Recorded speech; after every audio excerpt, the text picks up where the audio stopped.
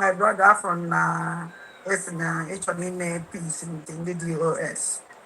Paul Achebe, I know maybe na na Methuselah, one name Methuselah. I will be able to more than all defend the job at all. I'm on the neck and I'm on the cake one. I'm on the house in one cake. And now I just know what you feel from so I'm up that one. One young walk around and one message out for woman can say, baby.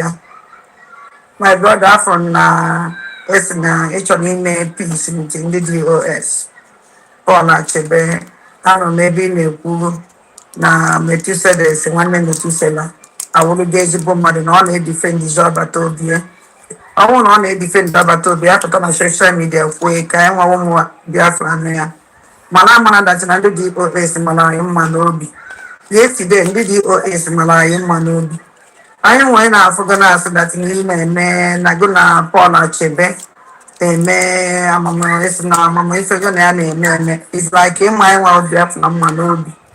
Ijigwakwa ga-eziokwu because na Paul Achebe onye pụtara sị gwara Biafra that na ekwesịrị ịkala obodo maazị Nnamdi Kanu lady line na ekwesịrị ịkala lady line na onye a na-ewepụ machines a na-eme awalide nọrọ that message and the Paul Achebe apụtabeghị ya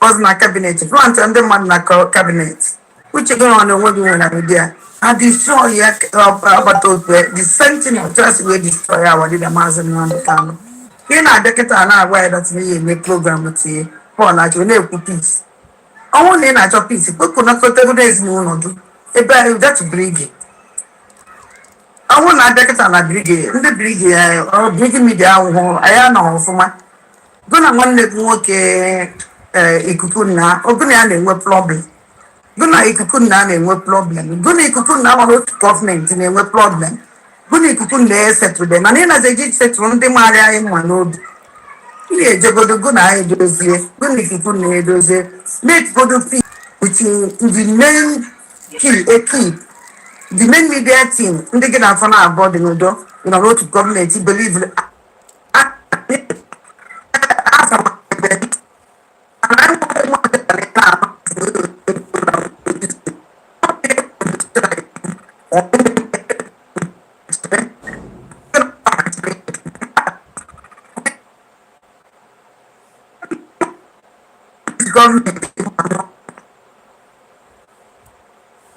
gọọmenti ma n'obi again problem ana na-enwe network problem onye ọ na-amara dị gọọmenti nna n'obi ọmara ọbata obi nwa n'obi ọmara awalida maazị Nnamdi Kanu nwa n'obi adịghị isi ala mụ na onye ahụ ga-emetọ ise ọnwụ na Paul Achebe chọọ ime ka ife with Biafra ọ chọọ ime peace with Biafra Paul Achebe bịa tendagodo apology to Biafrans na destroy ha ma destroy na without that onwere isi na onwere isi and the onye na-agwa anyị ime to peace na onye ọrụ na-adị onye na-ekwu good na na-agọza ndị na-ekwu good ha pụta kwuo good ahụ nke anyị nụgara ha kwuru ha pụta ha abịakwuo na anyị good ahụ ya na ya eyi eji ntị n'okwana that news that good ahụ na-ekwu about agbata obi ha na-ekwu good about agbata obi ọ bụrụ nke agbata obi nọ na na destroy agbata obi ka bidozi ikwu good about him why na-eji ikwu good mgbe agbata obi na outside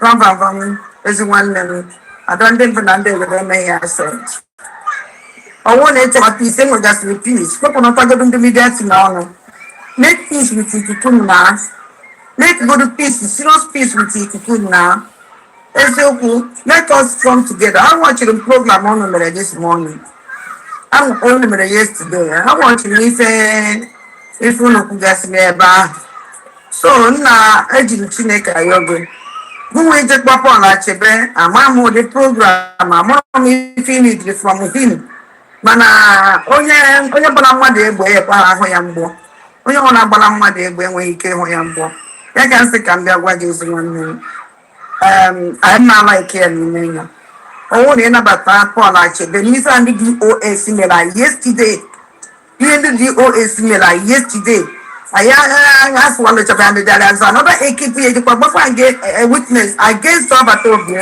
And that's me in the net on our chip. Yesterday, I asked what I am not a bay, I digest today. Buying in the highest is sabotua. Put on and say that now I need a mazin man become necessary.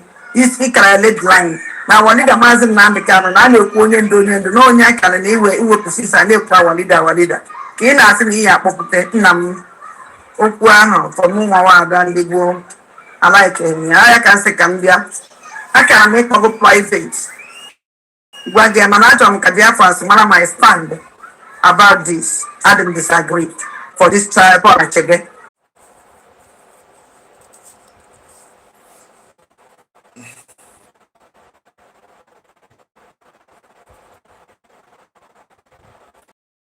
I agree to Biafrans. Network. I don't just know what happened.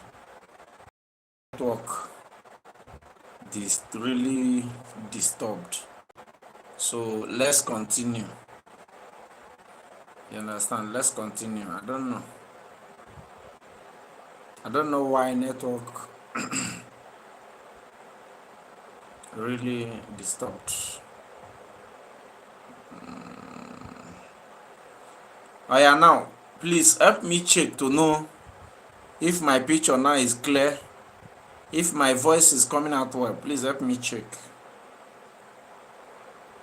so that I will know if I will continue. Comment on the comment section, please, to let me know, because seems like network is disturbing. Should I continue or should we?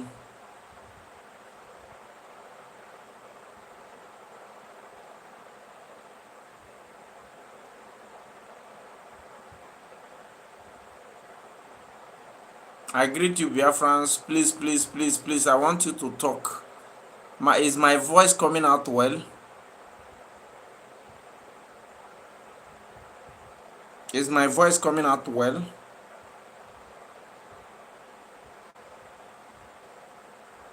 If my voice is coming out well, let me know. Because I can see that network is really disturbing. Okay, Alex, now I say yes. Okay, that is to say we're gonna go on. We're gonna carry on, man. So I think you people hear from Adadi Orama before the network attack. You hear Adadi Orama.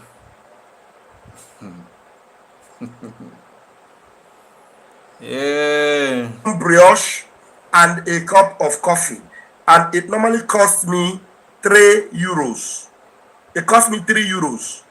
A cup of coffee and brioche, it costs me normally 3 euros. That's what it costs me. But I'm going to multiply it into 3, and I'm going to give 10 euros for my breakfast offering tomorrow morning. When I do it, I'm going to put the receipts. I will take a screenshot of my receipt and I'll put it up for you all to see my breakfast offering. So when you do your breakfast offering for our Prime Minister tomorrow, please, you can send your receipt to your admin. You can send your receipt to me, Vam. You can send it to my number. This is my number. I think you're not If you here. pay it in the homeland, it's also fine. You can, if you pay it in the homeland, all you need to do is you just write me and say I paid it in the homeland. Then it is also valid. If you pay it to Lagos Liaison, you let me know you paid it to Lagos Liaison. It is also valid. Okay, very, very important. But tomorrow morning I will bring my own breakfast offering for our PM's breakthrough tomorrow. Oh, it will feel like tomorrow to overflowing as the Lord commanded us. We bring our vessels, not a few. Thank you, Mommy Betty. Mommy Betty said she will send her receipts to me. So please, if ọkwa etu a ka ndị ọkwa etu a ka ndị scammers she behave. Enwere ike onye ga-receive the money ga-akwụkwọ ebe ahụ asị gị sendịrị onye nọ na Lagos, kpọọ onye nọ na enwere ike nọrọ ebe ahụ asị gị kpọọ onye nọ na Ghana, ịkpọ onye ahụ asị gị sendị ya na akaụntụ onye dị ona, ị ga-ama na onye a na-esendịrị ga-akwụ ebe ahụ. Onye ahụ anyị na-akpọ asị na ọ nọ na Ghana ọkwụkwa somewhere. Chineke nna chikwubere anyị ebere.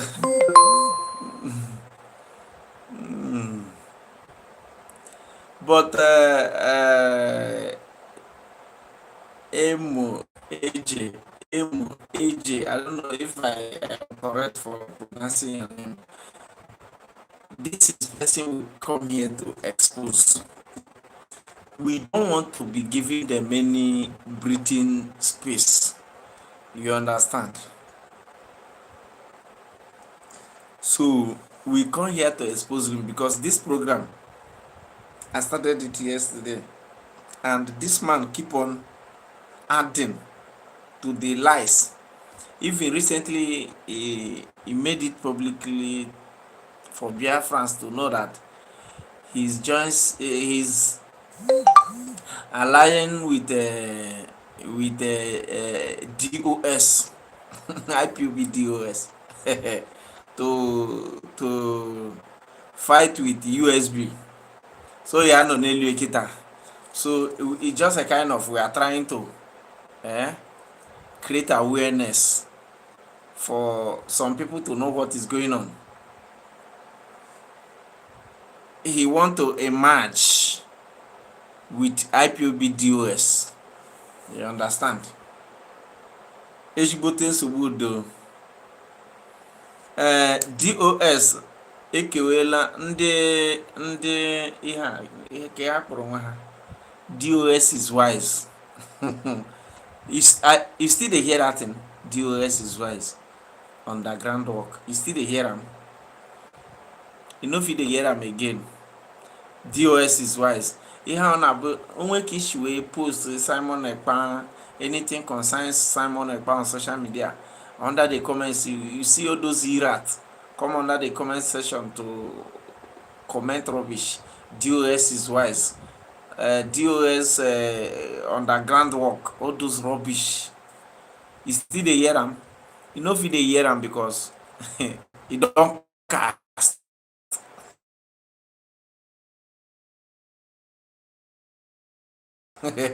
Now, Pastor Vam is trying to build alliance with IPOB DOS, trying to call them back, telling Biafrans to know that they are defending Simon Ekpa now. Because they are defending Simon Ekpa now, we want to bring them back so that we can attack USB, attack Ngozi Rabufulani according to them. My brother, this is one of the reasons why I am here. If we are not exposing these foolish people, some of our brothers will fall for their cheap propaganda, and that is why we normally bring their matter. You know, since about how many days now, I have been following this guy to know what he is capable of, and he's here bringing lies after lies. I think I played the video from the beginning of this broadcast, a video where Adade Orama is calling him back not to do that. It's like we will check that video again. Let's check that video of Ada again. Why we are doing all this is for you not to fall for this cheap propaganda. Yes, all this cheap rubbish, for you not to fall for it. Please, before we continue, like the video, share the video, comment like Onoma Arinze, like Alex Noah, like Emo AJ, like Chiku Sunday, like Chooks, on Honorable Chooks. So comment like them, like the video, share the video, and as well you can support this channel with super chat if you can. I understand if you can. So let's go. Let's play Adadiorama's video where he's replying to the fallback republic, the chief media, although the deputy chief media of fallback republic. Kai Gegodu Adadiorama. You understand? Because uh, deputy chief media and the republic of fallback is telling us that he's bringing back IPOB DOS, that he want to unite with them. See, let me make it clear. The kind of peace I don't want is to bring them into the cabinet. We Biafrans, yes, we need to be peaceful, but you see all these ones na rantare everywhere, Bia, like now, ima ihe ha ji agba kitikiti katakata abuna, a na-achụpụ ha na the cabinet, ịghọtago, a na-ewepụ ha n'ebe ha shi eri nri, a na-ewepụ ha n'ebe ha shi earn some money monthly, you understand? So they don't know that the Biafra has been upgraded. Biafra has been upgraded. You understand? Biafra by gonna kandi nwere ihe ha ji. Ịghọta ihe na agwa gị. Biafra apụgo na saga. So let's hear from Ada when he's searching at France.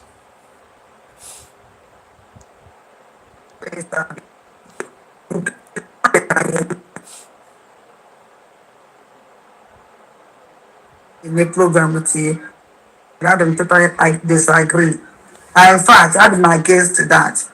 One that you pay me like if a DOS, I ain't yet to do DOS. DOS plan trend na cabinet.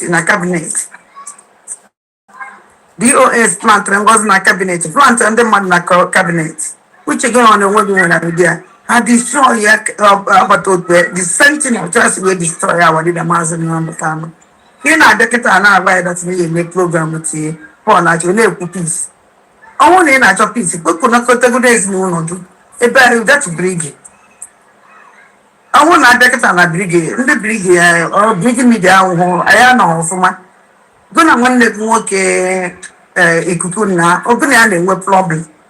Go na ikuku na-enwe problem. Go na ikuku na ọ to cover. Ikuku na bụ Biafra Unite. Onye ka ọ na-akpọ ikuku na. You understand? Biafra Unite. Onye ka ọ na-akpọ ikuku na, so that na ị ga-aghọta ebe ọ na-aga. Na-enwe problem. Go na ikuku na-esetụ dem. Na na eji setụ ndị mara anyị nwa n'obi.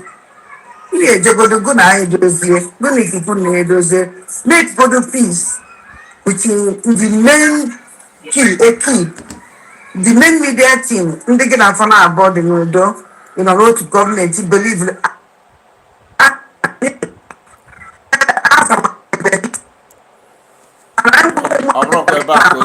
all from their own side.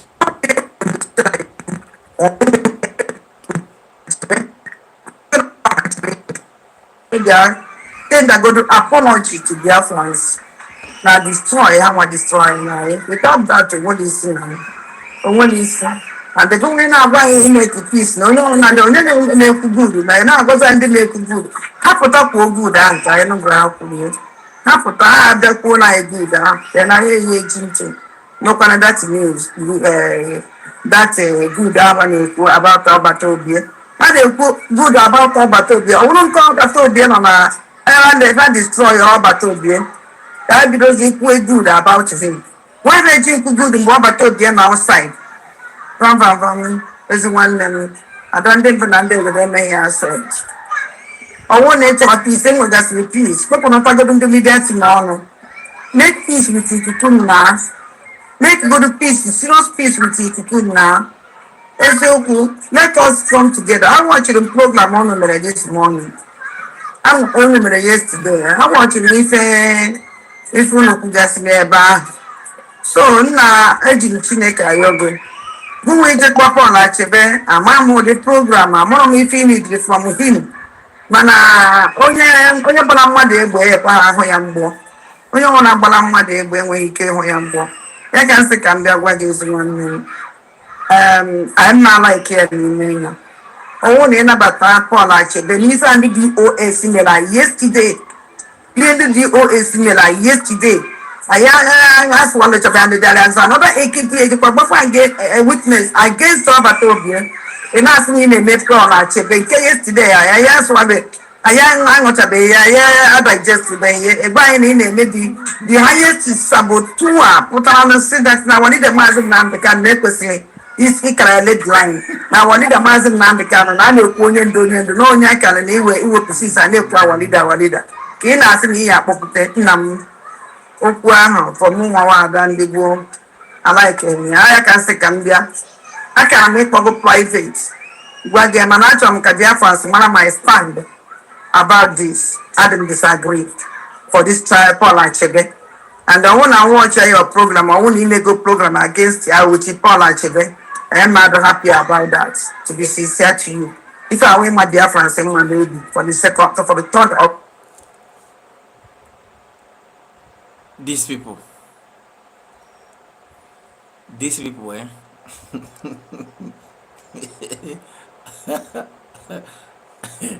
Hey. Thank you, sir. Thank you, sir. Meche boss, man de correct na afaga. Biko governor madro correct biko. Forgive. So let's hear from Kayana Vam. A boss not a build alliance within the DOS to fight with USB. So our own work is to expose their lies, to expose their criminalities. You understand? Nah, on a bun check the bengi bido makande bido. Let's hear from him, sir. Go Kabiama. MAP will reunite with his brother, Mazi Simon Ekpa, the Prime Minister.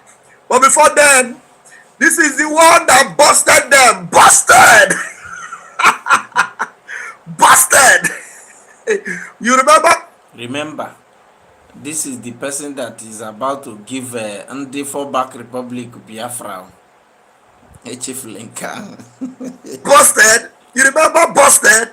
Yes, so he busted them. Anyway, I was on a long conversation with my brother yesterday, and I never even knew that this page belonged to my beloved brother, MAP, Achebe Paul. You are going to be, many of you are not even following. I don't even know that things are happening. Just the list. I didn't know that there are people that have been covering up for Ikenguru Ago. That they have been covering it, and they push your naga. Achebe Paul have broken the Akoibo Sube. Please, I want you all to share this program. Continue to hit the like button, like and share. It's unfortunate we have only 30 minutes this morning, but this 30 minutes at least, we are going to listen to MAP. Ezioku Mondo. Busted. If hope God give us the chance, this evening we will go back to that old video of Busted. We'll play it again, and then we'll be playing some of his new videos. Let's be forwarding. And if you look around, man, you will see that all those people that have been fronting DOS is wise, they have disappeared from the stage. Some of them now are silently. People like Ngozi Orabueze, Orabu Fulani, who does one name Metizedek is now fight Achebe Paul. You are going to be, many of you are not even following. I don't even know that things are happening. I didn't know that there are people that have been covering up for Ikenguruago. That they have been covering it, and they push your naga. Achebepo have broken the Akoibo Sube. Please, I want you all to share this program. Continue to hit the like button, like and share. It's unfortunate we have only 30 minutes this morning, but this 30 minutes at least, we are going to listen to MAP. Ezioku Mondo. Busted. If hope, God give us the chance, this evening we will go back to that old video of Busted. We'll play it again, and then we'll be playing some of his new videos. Just listen. And if you look around, you will see that all those people that have been fronting DOS is wise, they have disappeared from the stage. Some of them now are silently, supporting our prime minister. Those that are actually truthful people. I was made to understand yesterday that even Methuselah, one name Melchizedek, is now fighting those that are fighting Simon Ekpa. Can you believe that? Yes. They have checked everywhere and see that, look, there is no other way. Because if you are really standing on the side of truth, you should know that you disagree to agree. If there's anything that made you to go against our prime minister, Simon Ekpa, you understand that he has always been calling, let us come together. Because if we do not unite, that is why you need to throw away that your mentality of destroy this. No. Now, you hear him say unite. Now, we will listen to him to tell us the kind of unite he wants. The kind of unity he wants, because listen, is USB government have your time? The answer is no. US government don't have your time. You understand? US government, United States of Biafra government has moved on. All this one, Ngozi Arabul Fulani and all that, all these things is rubbish. All these things is rubbish because the government don't care. How they get in a call itself? As far as people like us, the media that have come out to sworn that we will not be watching intruders. We will not be watching intruders, bad gangs, to a kind of devour this new redeclaration state, new redeclared USB. We can't, and I will be talking about Biafra, and I know that I want Biafra, and myself personally know that the highest thing they have ever done concerning this Biafra struggle is by redeclaring Biafra since Mazi Nnamdi Kanu started. That is the most highest achievement we have ever made. Then from the beginning, I am telling you that I want Biafra. Then Nnaputeba na-ekwu gbasa Biafra all the time. Then mbịana afụ criminals that want to hijack the Biafra, the new redeclared Biafra. Then I will be here seeing criminals peddling fake news and propagandas against the new redeclared Biafra. Then njide phone na-claim na nchọrọ Biafra, then I will not be talking to them. And then makwana no in position to defend the USB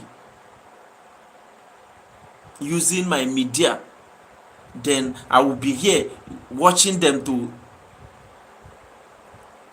be peddling propaganda against this new state. It's impossible. It's impossible. We won't give them that chance. That chance.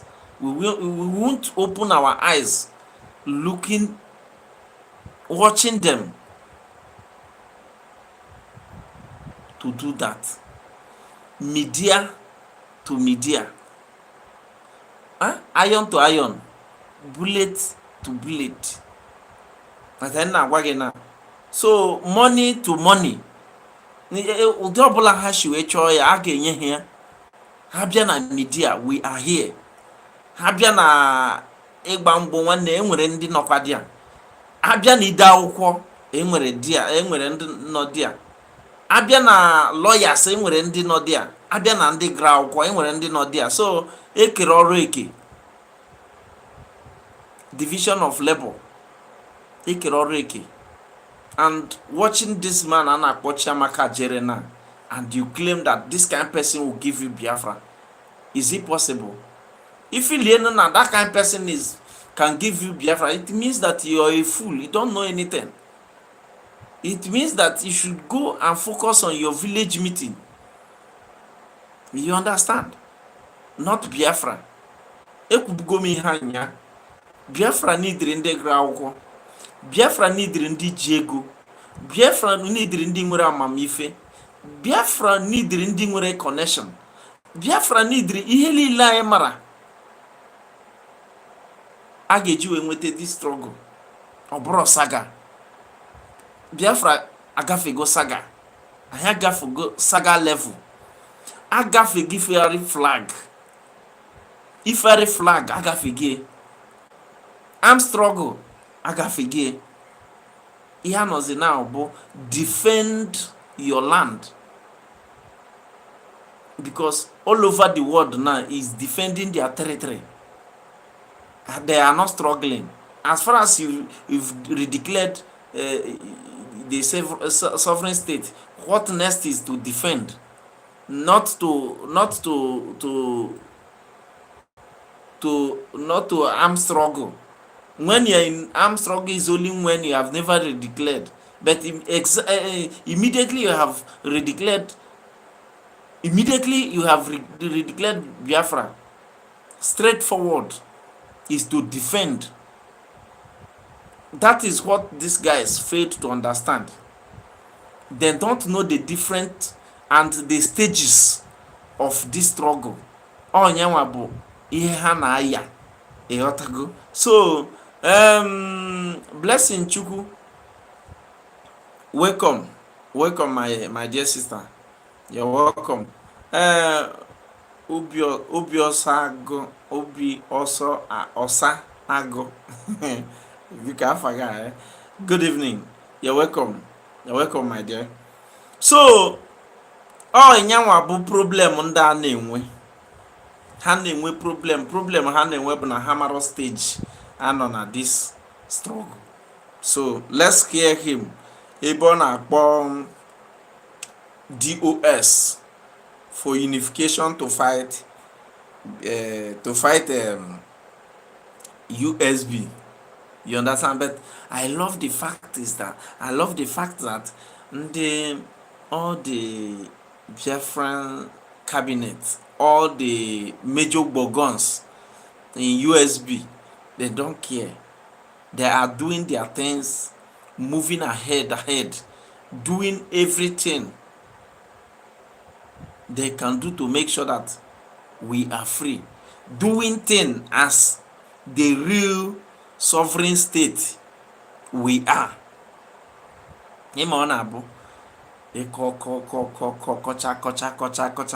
Nigeria government will be watching you.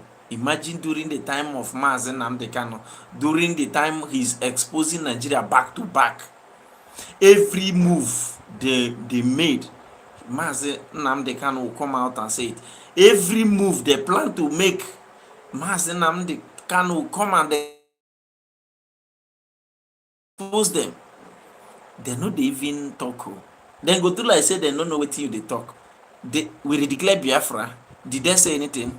We take the document after the declaration of Biafra to them. Did they say anything? That is a country for you. Ịghọtago? Ọ bụrụ ịbịa nọrọ ebe a na-akọ ifrọ ha agwago their crime minister not to be talking again. Ama m na ị na-aghọtakwa uche god n'ihe mere ha agwago their crime minister not to be talking again because their crime minister don't know how to talk. He just come out to talk anyhow. So they have suspended oga. You know say this na you dey manage the position of crime minister. Na you dey manage the position of defense minister. Na you dey manage the position of finance minister. So more you are talking and you know say you don't know how to talk. you know say you don't know how to talk. So no dey come out to talk. You know dey see you know dey see USB. You know dey see USB. You dey see Dr. Ngozi Orabeze to come out talk. Then if you see Ngozi Orabeze to come out to talk, you know dey lis ten to Ngozi Orabeze. He's talking sense. So make you know dey come since all this wahala started in fallback republic. Are you still hearing their crime minister to come out to tell you bring your pen and paper?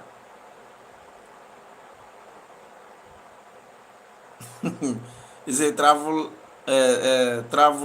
ladic. It's a out of topic. Come out to earth. Okay, Ladogan company. Ngozi Orabeze is a criminal. Okay, Ladogan company, please tell us how, or should I give you phone number to call to tell us how Ngozi Orabeze is a criminal? I just want, if you want a phone number, then I will give you now to call us and tell us how Ngozi Orabeze is criminal, or you type it under the comment section how Ngozi Orabeze is criminal. I remind you people here again, Mazi Nnamdi Kanu said, if nobody is chasing you to arrest you, know that you are not a freedom fighter. If nobody is trying to stop what you're doing, it means what you're doing is not effective. So you don't see anybody where they talk about Ogenkere, how they will arrest Ogenkere, how they go stop Ogenkere. You don't see him before. Of course, you know this. You know go see him because Ogenkere is not doing anything. Ogenkere will not give you Biafra. Ladogan company said, which country in world decentralize the military? Because you don't know anything. You don't know anything. Decentralize military. Yes. This guy, this is people who claim that they followed Mazi Nnamdi Kanu, but then don't follow the word of Mazi Nnamdi Kanu. Make I ask you, Ladogan company, I want to ask you this question. Answer this question to me. What make Ojukwu go to war? Can you tell me one of the reasons why Ojukwu, what happened in 1967 happened? Can you tell me? Then I want to ask you again. If you are a good listener, if you follow this struggle right from the time of Mazi Nnamdi Kanu, I want to ask you, can you tell me one of Maazị Nnamdi Kanu's broadcast about ndị Niger Delta, those that claims that they are South? Because ndị South always come to tell us that it's because of their oil. I don't think they do say that anymore, because all over Igbo land is full of natural mineral resources. So I don't think they do say that again. Maazị Nnamdi Kanu made it clear that everybody, and that is exactly what is causing problem now in Nigeria. Yes, you are here telling me which country in the world decentralized their military. Exactly, restructuring a na-agwa gị na Nigeria ka ihe ọ pụtara. Restructuring, you manage your police, manage your army, manage everything about you, but ị ga na-eweta your distance na nishishi. But anywhere akpara ofu amị aka ka akpara unu niile aka. That is what it means. The police, you have your own law that is guiding your region.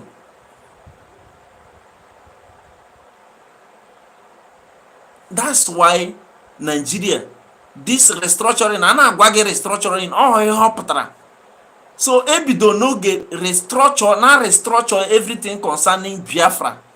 Ka ghara iche nọ maka your oil.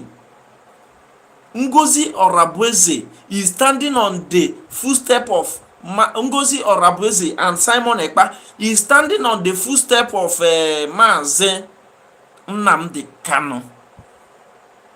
The restructuring, mara na ọ bụ na ndị a kwere restructure Nigeria. Since all this while Maazị Nnamdi Kanu na-ekwu ya na o kwesịghị stop all this thing, because number one, onye Fulani enweghị ike bịa ala Igbo bịa mee anyhow. Ama m na aghọta ihe o meaniri, because oge kwuru decentralization, ụ na-aghọtara. Manage your own thing in your region, your community police. Enwere ike ọ bụrụ ndị maala ọfụma ka ga-eti na police. Ọ bụrụ nke a bụ ewere a Fulani man ewere ha kpojie n'ala Igbo, ha na-agbagbuchiri anyị ụmụnne anyị. Restructure Nigeria, amamụ Ladogan company, amamụ ajụjụ jụrụ ebe a na onwe ka nchiza ajụjụ ga. Chidubem Emmanuel, good evening, brother. You're welcome. Ndị anyị na ha nwe this channel. You're welcome. So ọ bụ na ajụjụ ị jụrụ na maazị gị ikwuo ya, because Maazị Nnamdi Kanu made it clear right from time. Ihe o ji wee na-ekwu okwu ahụ during the time he's broadcasting is referring to ndị kpọrọ onwe ha Niger Delta. Yeah, hello NS Sunday. You're welcome, brother. Yes. Now old people will get this channel with. As far as you do comment on this channel, I will definitely know that you do come here.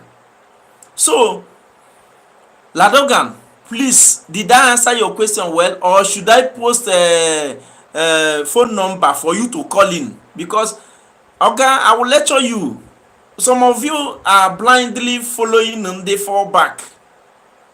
Yes. Some of you are blindly following the fallback without knowing the reason why you are following them.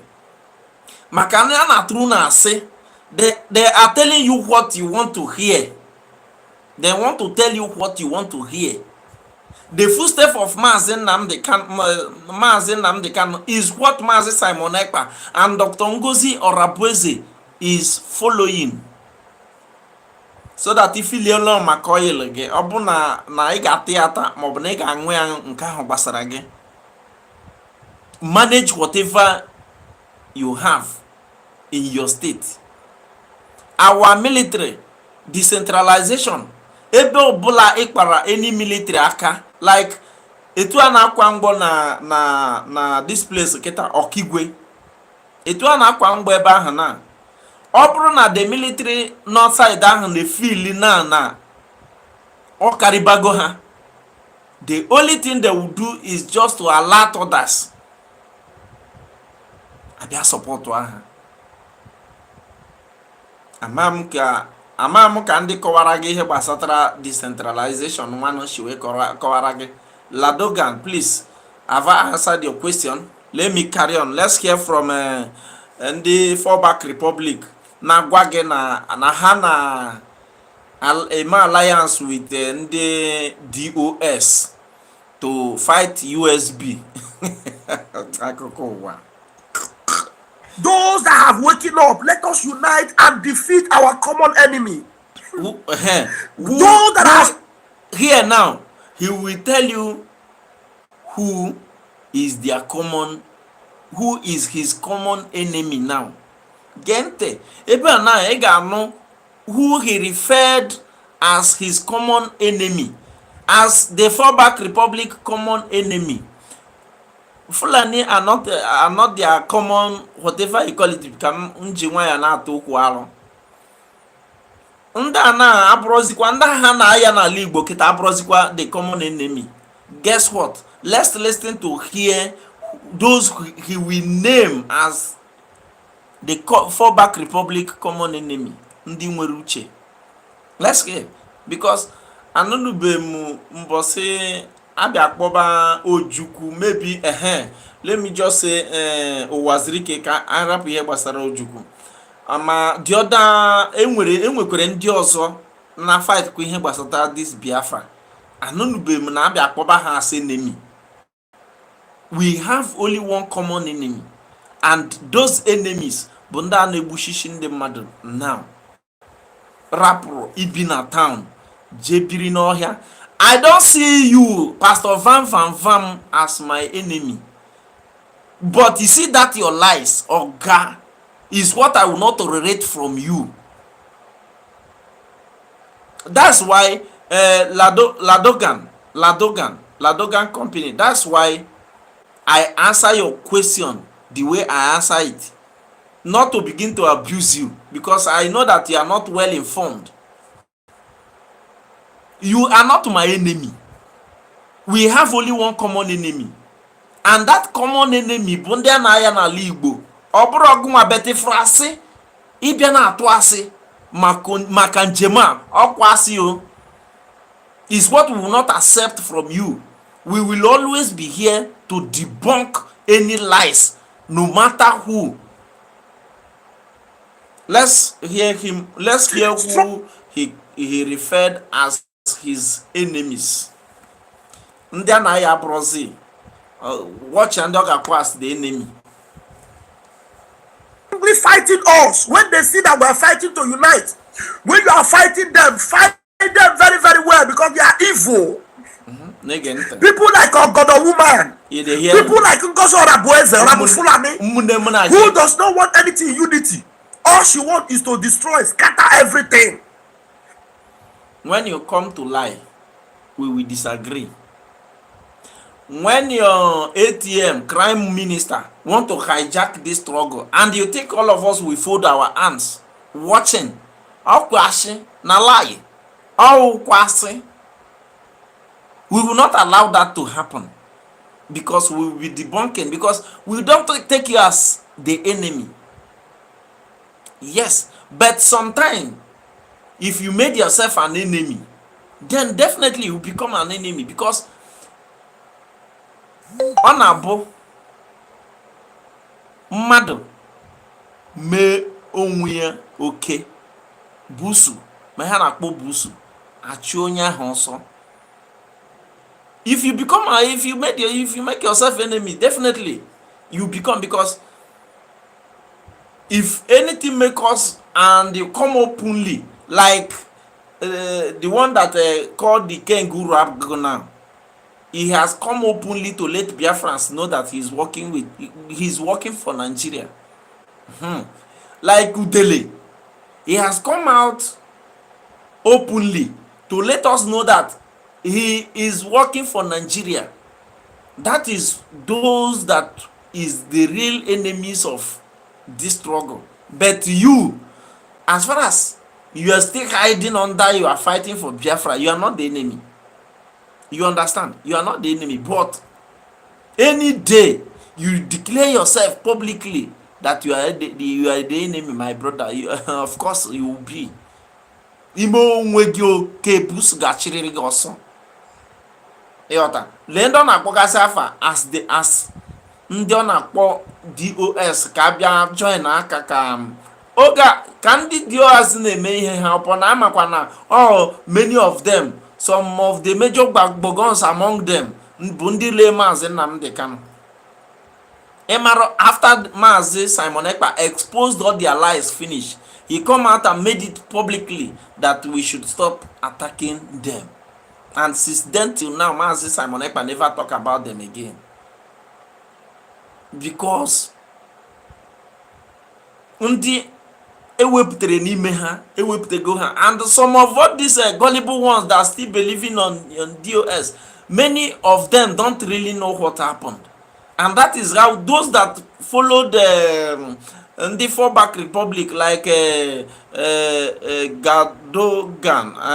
Ladogan company, yes, like you now, you may not be well informed of what is going on there. You understand? So my dear, onye me onwe ya oke bus gachiriri ọsọ. As far as you are still hiding under, you are fighting for the freedom of Biafra, Oga, you are not the enemy. The real enemy, you and I know them. But gen tekenu ihe ndị ọ na-akpọrọ gị afafa now, no, ha nwa bụ the enemy.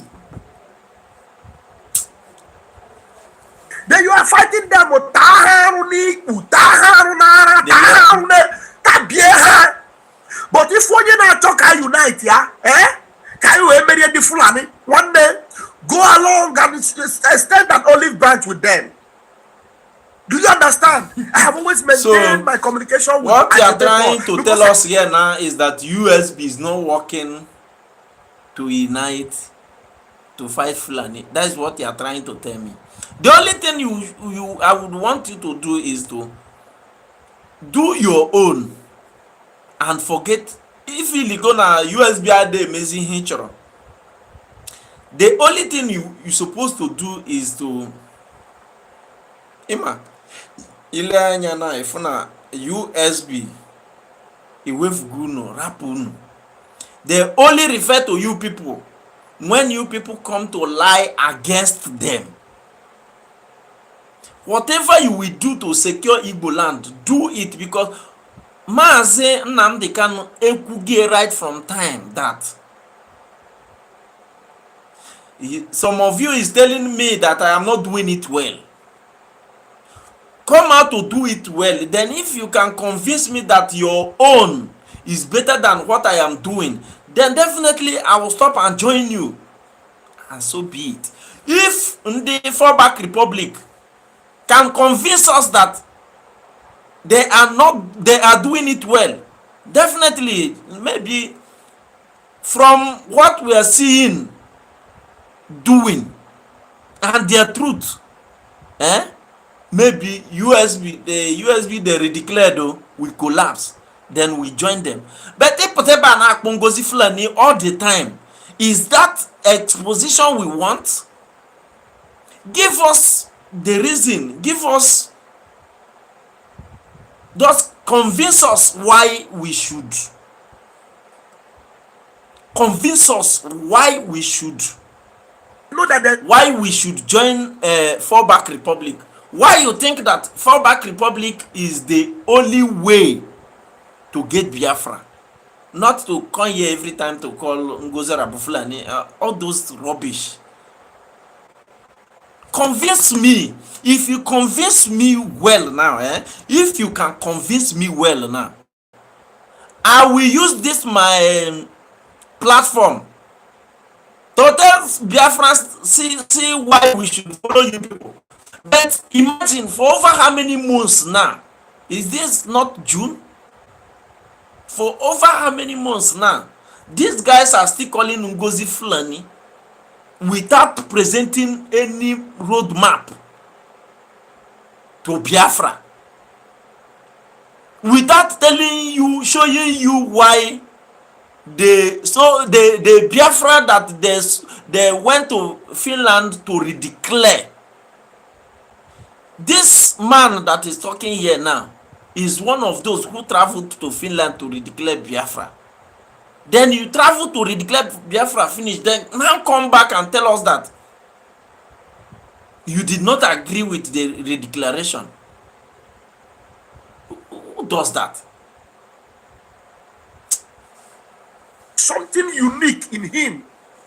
He's a child of heaven. Believe me, because when you hear some of the things he say, you understand that this is the only one that was bold enough to call out DOS. Do you know that Achebe Paul was suspended because of Ike Guruagu?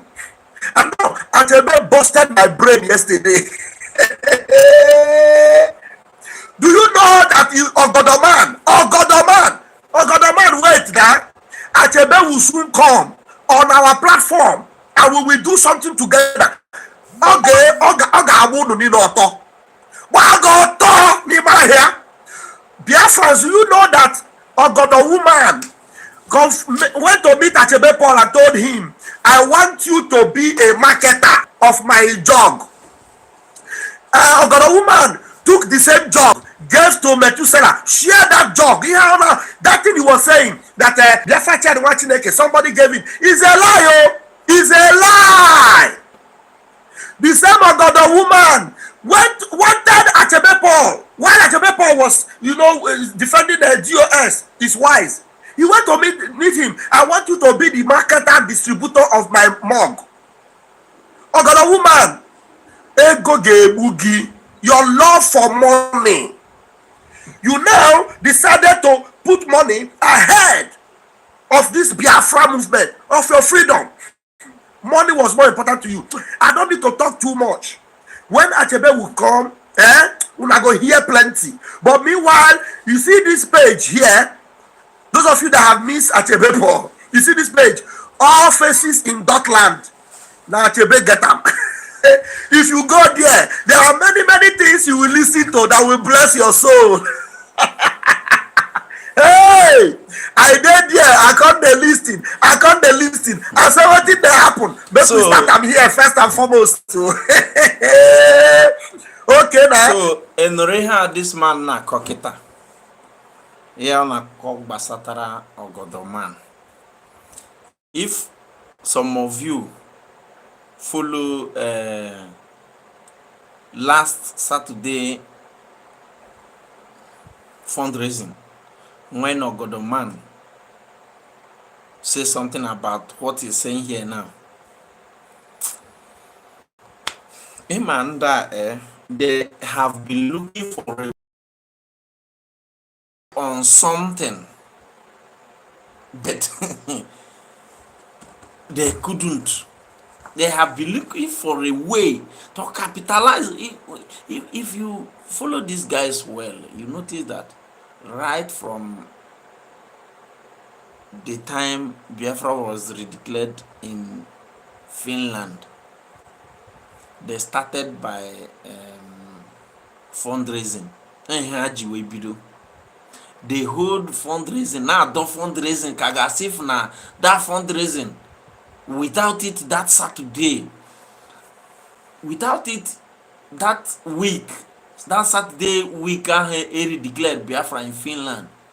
And I thought that fundraising got safe. Without that fundraising that week, na maybe COS, Dr. Ngozi Rabeze na Agwafa. Those who traveled to Finland to redeclare Biafra with you people are still in Finland. You people should calm down. Next Saturday, then we will make sure that all of us have traveled to our different destination. Then we do this fundraising. Not to begin to rush fundraising. Let's rest. That is where they started. That is where we started noticing what is going on. They started or say carry me fundraising. In fact, and the men on ground say na go negbusifa, na go negbufa, na ga emeriri fundraising. Na COS gwa ha say ha what is it called? Una crime minister. Then he's still a finance minister. Let him come and show us our purse. Now after the redeclaration of Biafra in Finland, na anyị ga-amagodiri expenses emere eme, maragodi ego fọrọ n'akpa, mara ka a ga-esi wee bido fundraising. Ndị agba jack.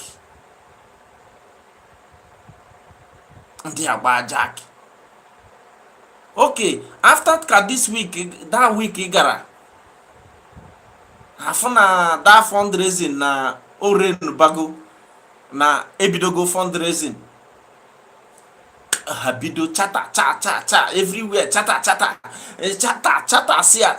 sịrọ ka ị ga-esi wee na ekwu maka chata, but your constitution adigo on ground.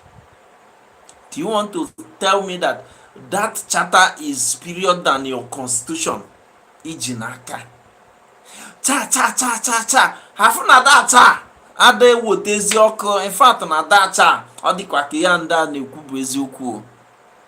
Constitution ha jikwa the constitution bụ ha nwadere, ọkwa ha nwadere the constitution, ọ bụrụkwa na the constitution abụrụ ha nwadere.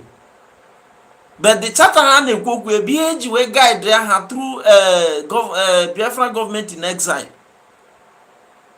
Now the constitution adigo already, so that charter should be there, but that constitution should be the primary things unu ga na-use, because eri declare go Biafra.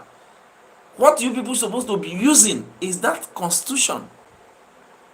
Abido cha hafu na eziokwu apụtago, adrop achata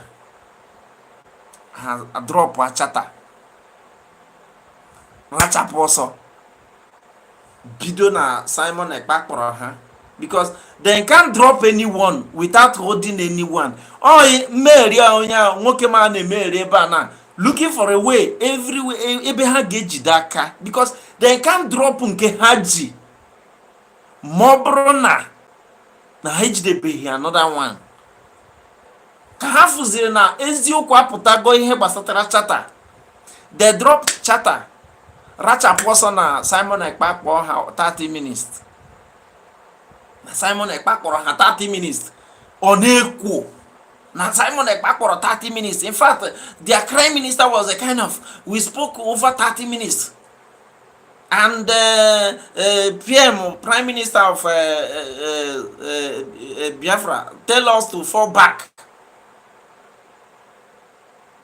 Then now, all of them now say they want to fall back because that USB, which they declared, now them write that constitution, now them travel to Finland. Abi una see me there? Now them travel to Finland to redeclare the Biafra, to put the constitution into working, because immediately you redeclare Biafra, automatically the constitution have started working. Then ebe achụrụ ha gbasatara USB, amarozi ka ha ga-echiwe na manage that USB. Ihotago, to manage that USB now is hard for them, because then they don't hold any ground to manage that USB again. That is what caused them to fabricate that Simon Ekpa called them and spoke with their ATM for 30 minutes. All of them say, Okpeo, all of them fall. after the fall, ha nọrọkwa ebe ahụ ha niile n'afọ ndị enwechara amamife ọfụma na-eklem. In fact, ọ dịkwa ka ndị a dị serious, ọ dịkwa ka eziokwu, that kind thing. Before ị mara ihe na-eme, ha jee buru Simon Ekpa's ex-wife buru bata. Honestly, let me tell you, if not that exposition nwunye Simon Ekpa mere, ex-wife of Simon Ekpa mere, some people believe on USB today would have been lavishing with them. Habru, ex-wife of Simon Ekpa, wuchie na live broadcast. Mana akọwasịrị the woman ọfụma, and the man dị ọcha ịtụ asị na fịa ha arụ. Yes, that is Onyibo for you. Ịtụ asị na fịa ha arụ. Abido nwaanyị kọba, nwaanyị na-akọ na Simon Ekpa enwere ikikpe onye ọbụla. In fact, Simon Ekpa don't even have access to call even the family, not to talk of somebody no outside, no inside Finland. Kọfọzikwa na onye abịa kpọba onye no outside the Finland. Nwaanyị were ha ghasa, exposed them that Simon Ekpa did not call anybody. And even now as we speak, Simon Ekpa don't call anybody. They not allow Simon Ekpa access. In fact, let me tell you, nobody will visit Simon Ekpa apart from the attorney until this case end. Have it in mind today and see, just take it and swallow. Because Finland, according to them, then they said, why they don't want to allow Simon Ekpa?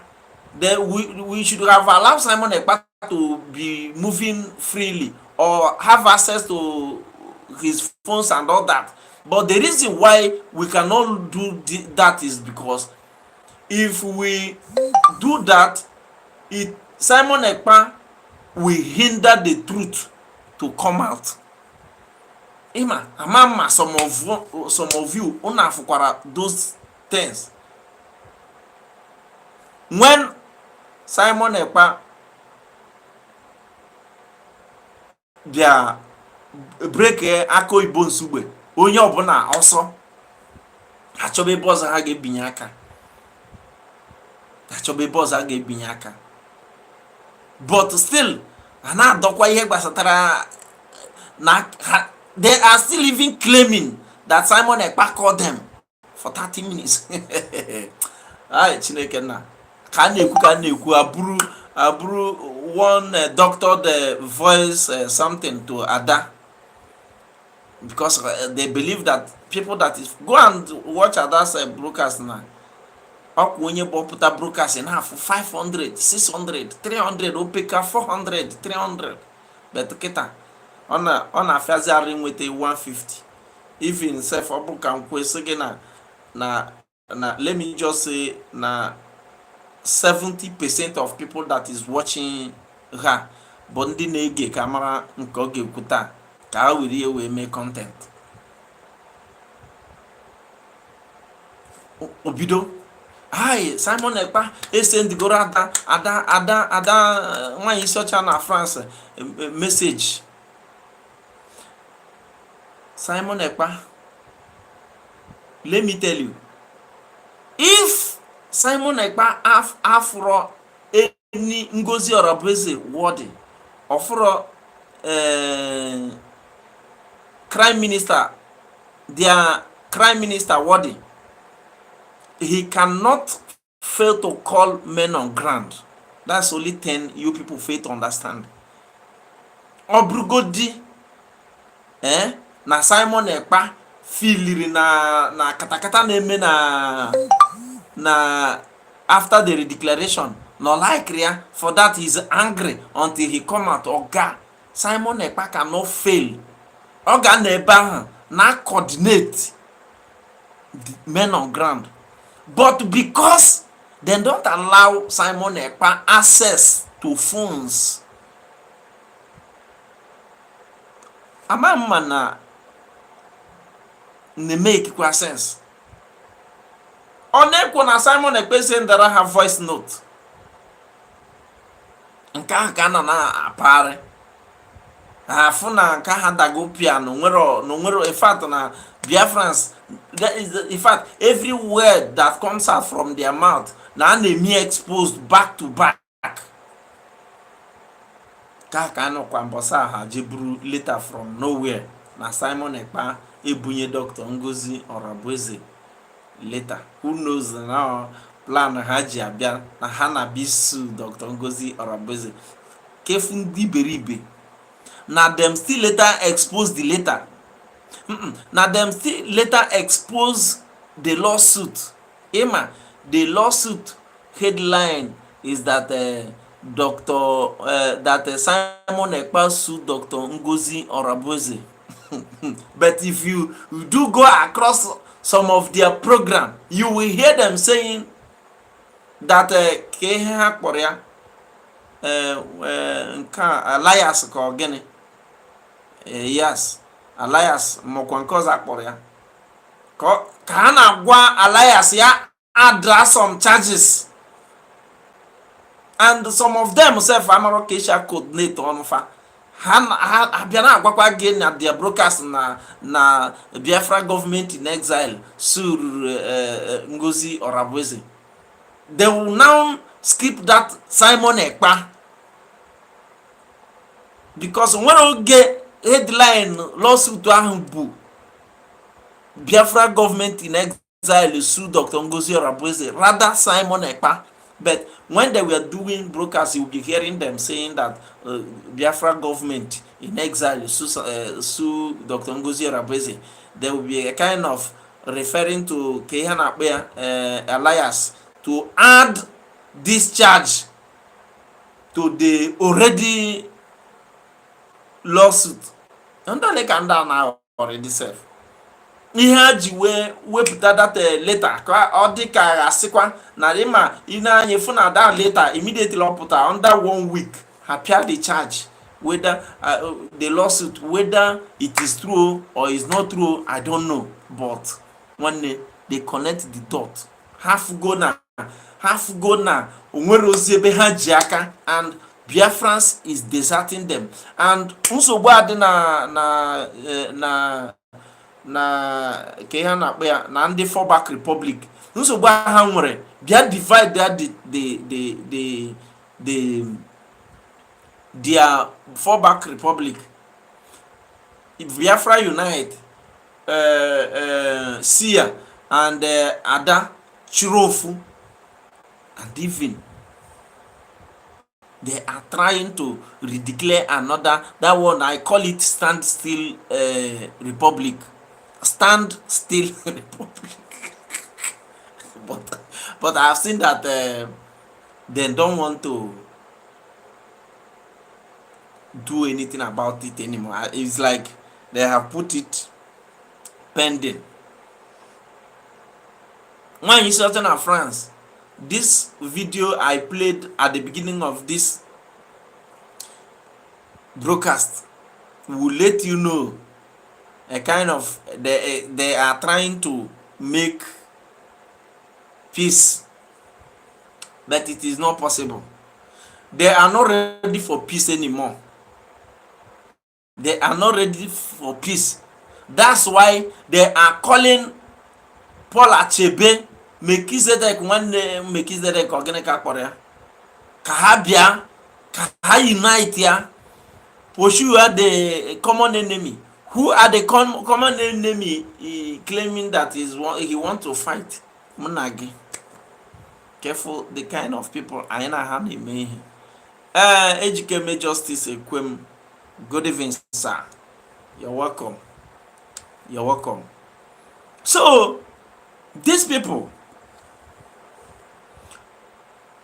they don't know how to lie. They don't know how to lie. That is one of the problems. That is one of the nsogbu ha nwere. Ịghọtago? But ịma ọ na-abụ some of our brothers and sisters abịa kpedebe asị ọcha ahụ, gụnwa na onwe gị adanyere ha. Na ọ bụ na ị gere ihe o kwuru, eplay m vidio ahụ because ọ nọ na live na konke eri ahụ, ka ị ga-esi wee tụnye ego maka ịsọpọtụ Simon Ekpechi, weda ịma ha nwere court hearing nkefa iche. But Maazị Nnamdi Kanu is coming to court tomorrow. Maazị Nnamdi Kanu a court hearing is tomorrow. But you see this Simon Ekpa's court hearing, ekwuchakwa nkwugharịa, ekwuru m ya na my last broadcast yesterday.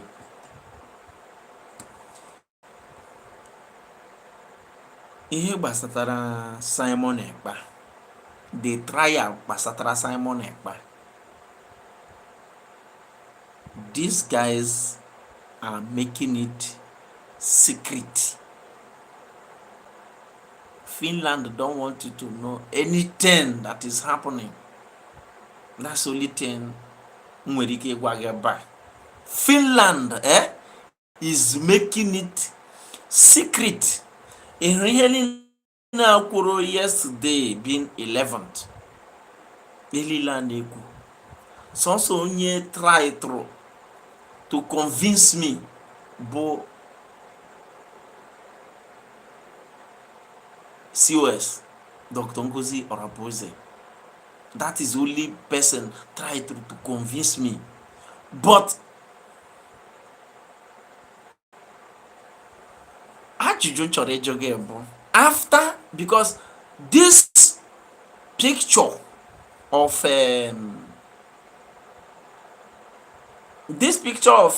nke a na-efegharị kịta, that picture, if that picture is taken from Finland, o nwere ike ọ bụrụ nya ịghọta na-agwa gị, because after ka Biafra Unite drop that picture, ka ihe ọ gwara unu nya na ọnyanwa bụ ihe mere na Finland.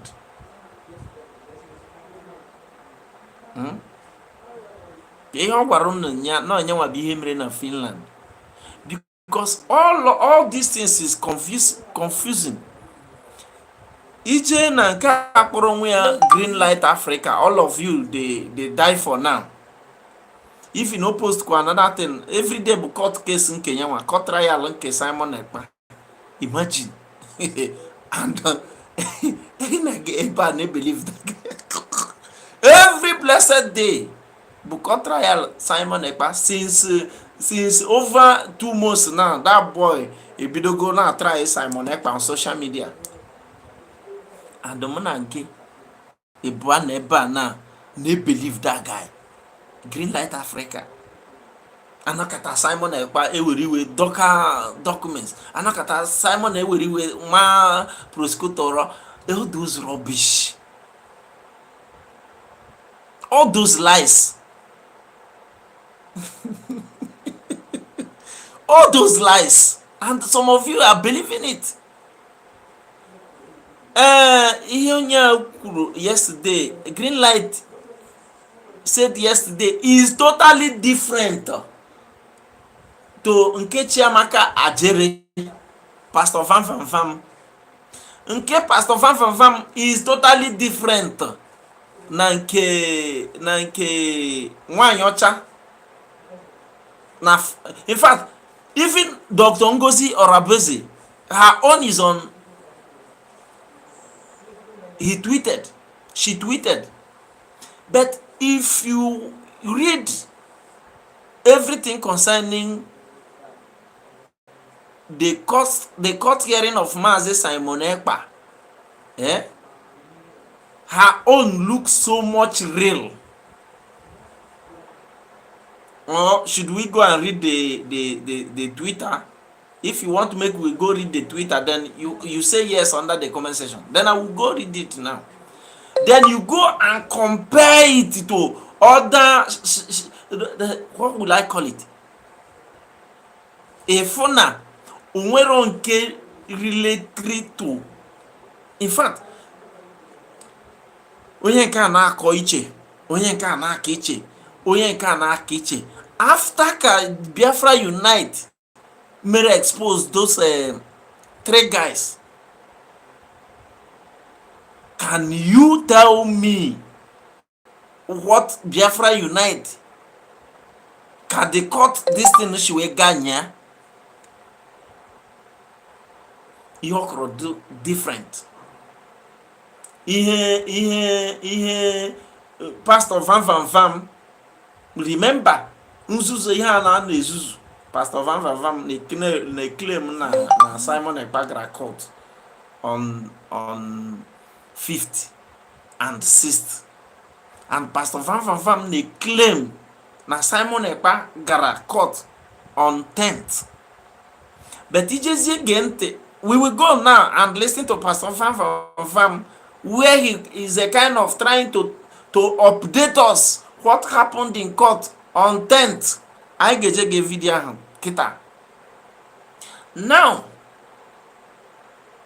why I am believing Dr. Ngozi Orabeze's update, our DPM, why I'm believing her update is because after 30th May,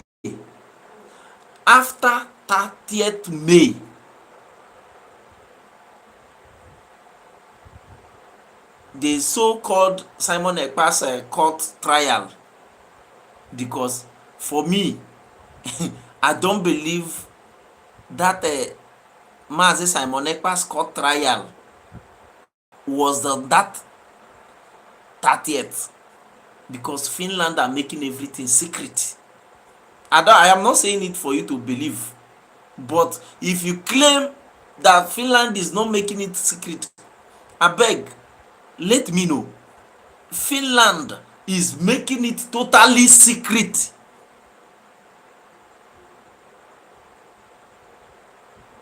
So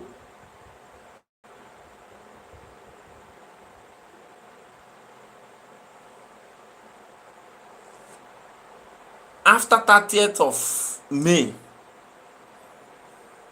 we go 247.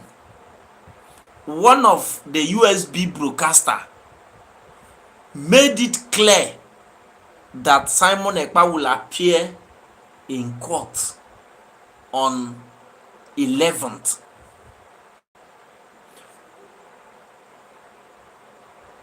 Pastor Van Pico first that Ugotu 7 is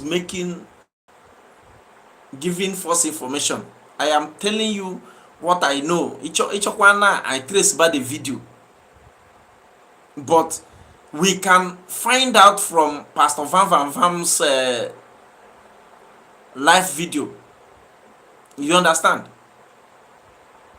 To let you know that Ugo really say something about the 11th court update. And mind you, after yesterday being 11th court update, our COS Dr. Ngozi Orabeze, why I am believing her, after the tweet which Chiku Dozie Dim say yes, can go the tweet. After that tweet, Dr. Ngozi Orabeze make an update that Simon Ekpa's court trial will be on Friday, being what? Tomorrow. Man, no way consider. If you watch Mazi Simon Ekpa's court trial and Mazi Nnamdi Kanu court trial, is somehow moving together. O nwere video m play ebe yesterday. Hi. Na ihe aga karika. I just to remind you, Nigeria government is just a kind of, make I tell you what I understand of what is going on concerning Mazi Nnamdi Kanu and Simon Ekpa. Nigeria government amarago na ha lose go Maazị Nnamdi Kanu. Ha mara na ha lose go Maazị Nnamdi Kanu, but something happened. They don't want to free these two lions once. If these two lions are being freed once, what do you think? Do you think you are still in Nigeria? Huh? If two of them is being freed once, what will happen?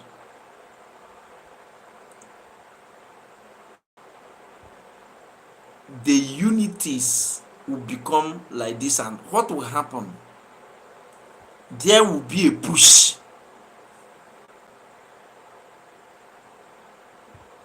Nigeria government don't want it like that. Ama na Maazị Nnamdi Kanu alago, and they are looking for a way what to capitalize on to nail Maazị Nnamdi Kanu, but they have never seen it since all this while, and the end of Maazị Nnamdi Kanu's case is coming very, very close. And Simon Ekpa now is no more in their reach, as in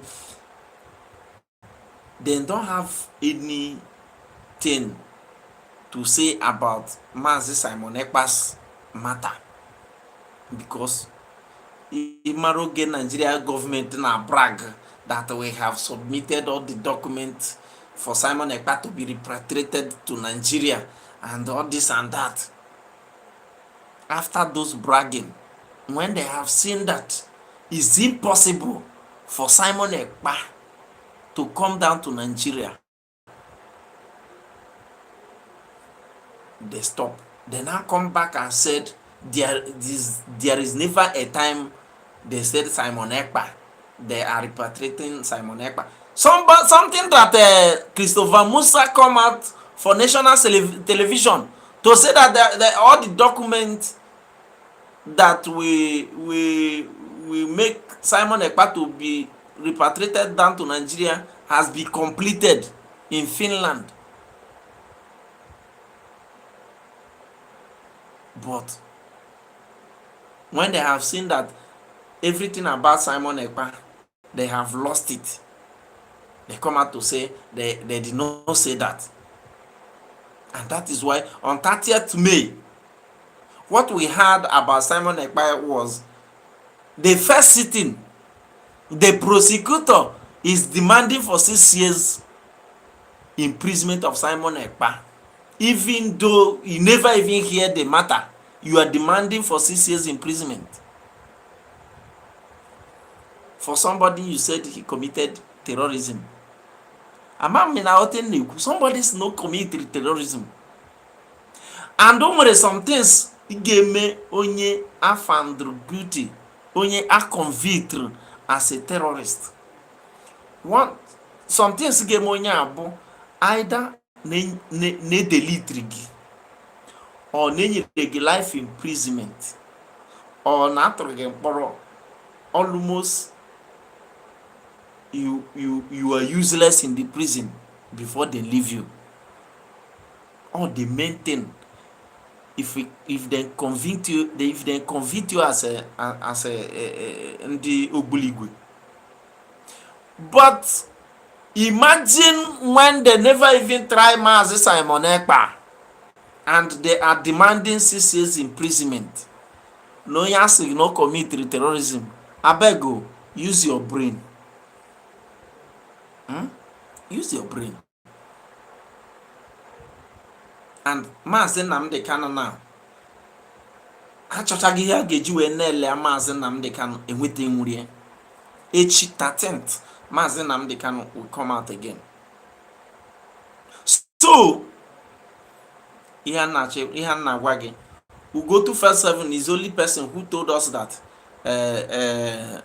Simon Ekpa will be coming. His next trial is 11th. Then after our COS DPM Dr. Ngozi Orabueze make an update yesterday, he let us know that Simon Ekpa will be, his next trial will be tomorrow being Friday.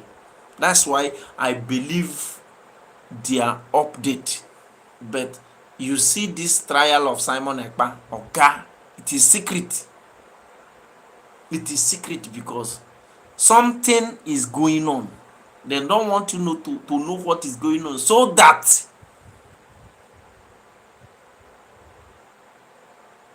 ha ma na mkpọta anyị dị too much na ha na anụ mkpọta anyị. Then they hear us because ije na Twitter mkpọtụ dị too much, and ihe tweetiri na Twitter na ọ na-eje little bit far.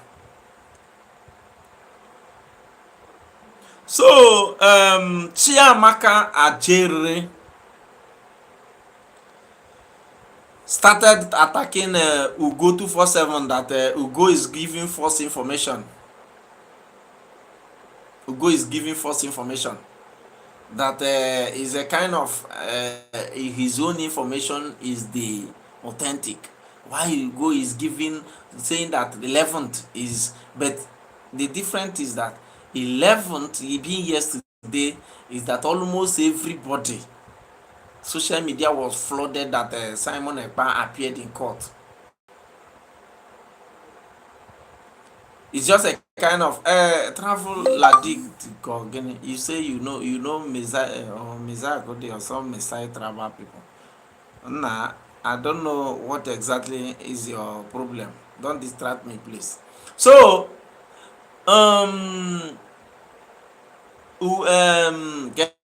Pastor Van was a kind of that Ugo is giving false information.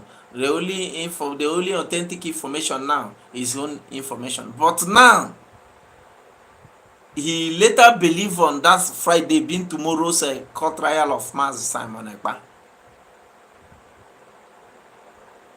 Let's go to hear how he analyzed according to him 10th court. Even at the time in the fallback republic, many of them are confused. Ụfọdụ na ka ihe ọkpọrọ onwe ya vam sị na Simon Ekpa kpọrọ ya sị ya let me not talk ka a ghara ekwube ekwu ahụ ka anyị jee ka anyị gee ya ntị ọtago. Anyị gee ya ntị wee ebe Simon Ekpa kpọrọ ya sị ya Iron Bender kọsịrị Iron gịnị Ugo 247 kpọrọ ya ọgwụ ya. Anyị jee ziga ahụ ozi. Ngwa, let's listen. I'm saying is everyone that have always this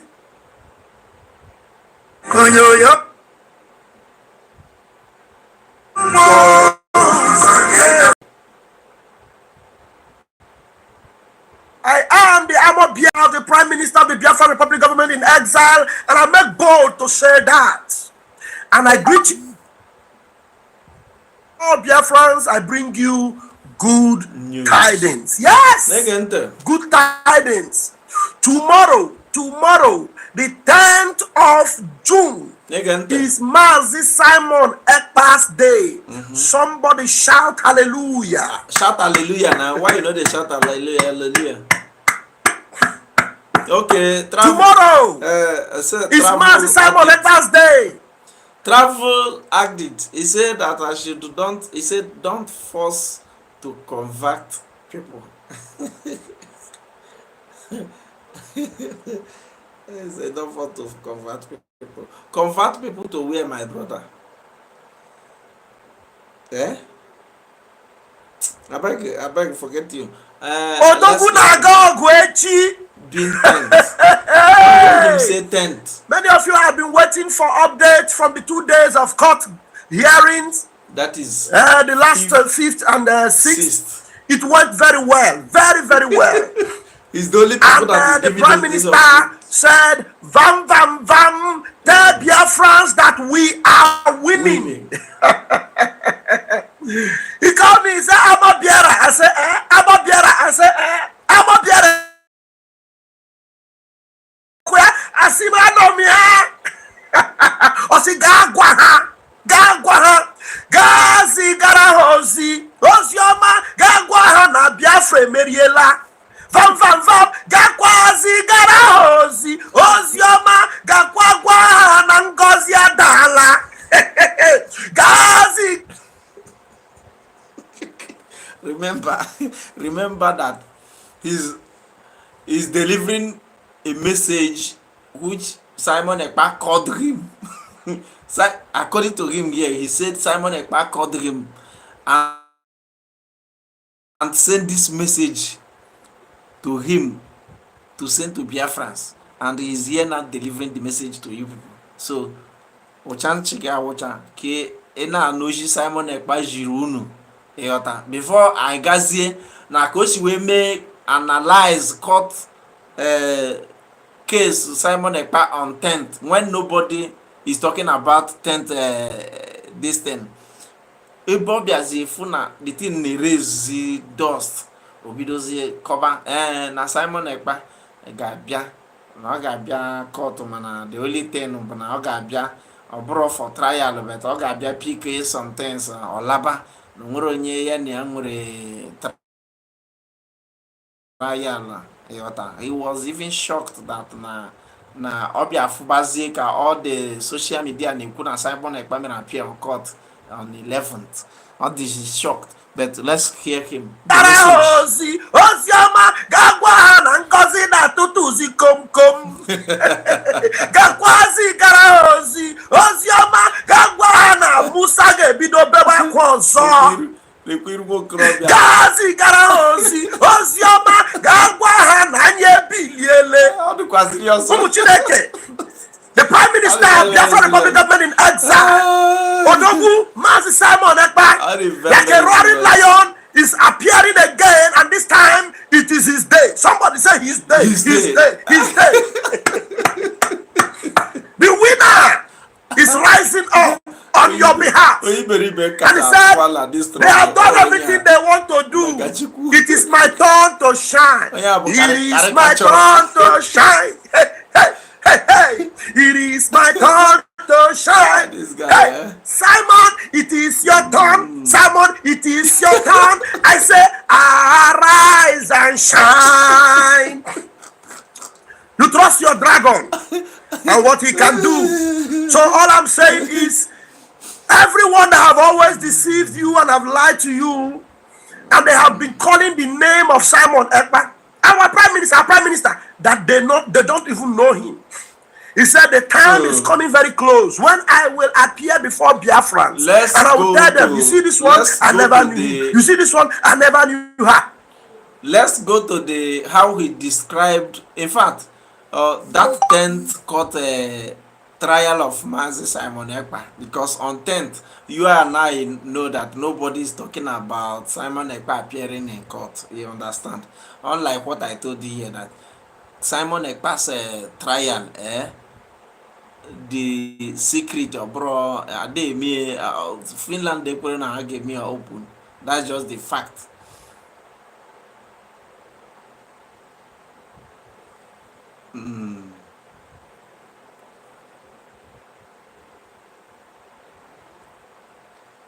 So let's go to Kebo. Are you real human or Allen? Can Kebo real human and Allen?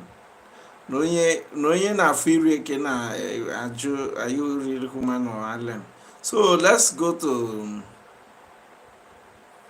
Kaifukoshi. We may analyze that court this thing on 10th.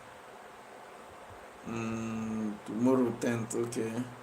Now Donald Trump must listen to Simon Ekpa. In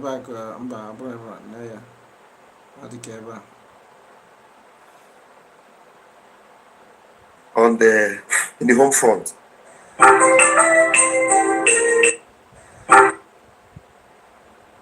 Ngozi stop Igbo, Imama wanna make Ngozi stop ganja.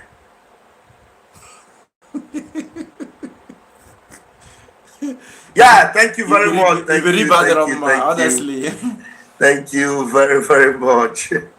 Anybody that told you there was no court today is because the person is ignorant, the person is not with us, and the person is not in support of Prime Minister Simon Ekpa. Because if you are with us and you support Simon Ekpa, you will listen to Brigi. You do what? You will listen to Brigi. You know, please, you people should be taking record of all these things. All the people that are talking up and down, trying to make sense out of nonsense. Please take record of all those things. When the time comes, and I love Chukwuma, you are everywhere. So just take a roll call of everything. When the time comes, we're going to play their tape for them. Very, very important.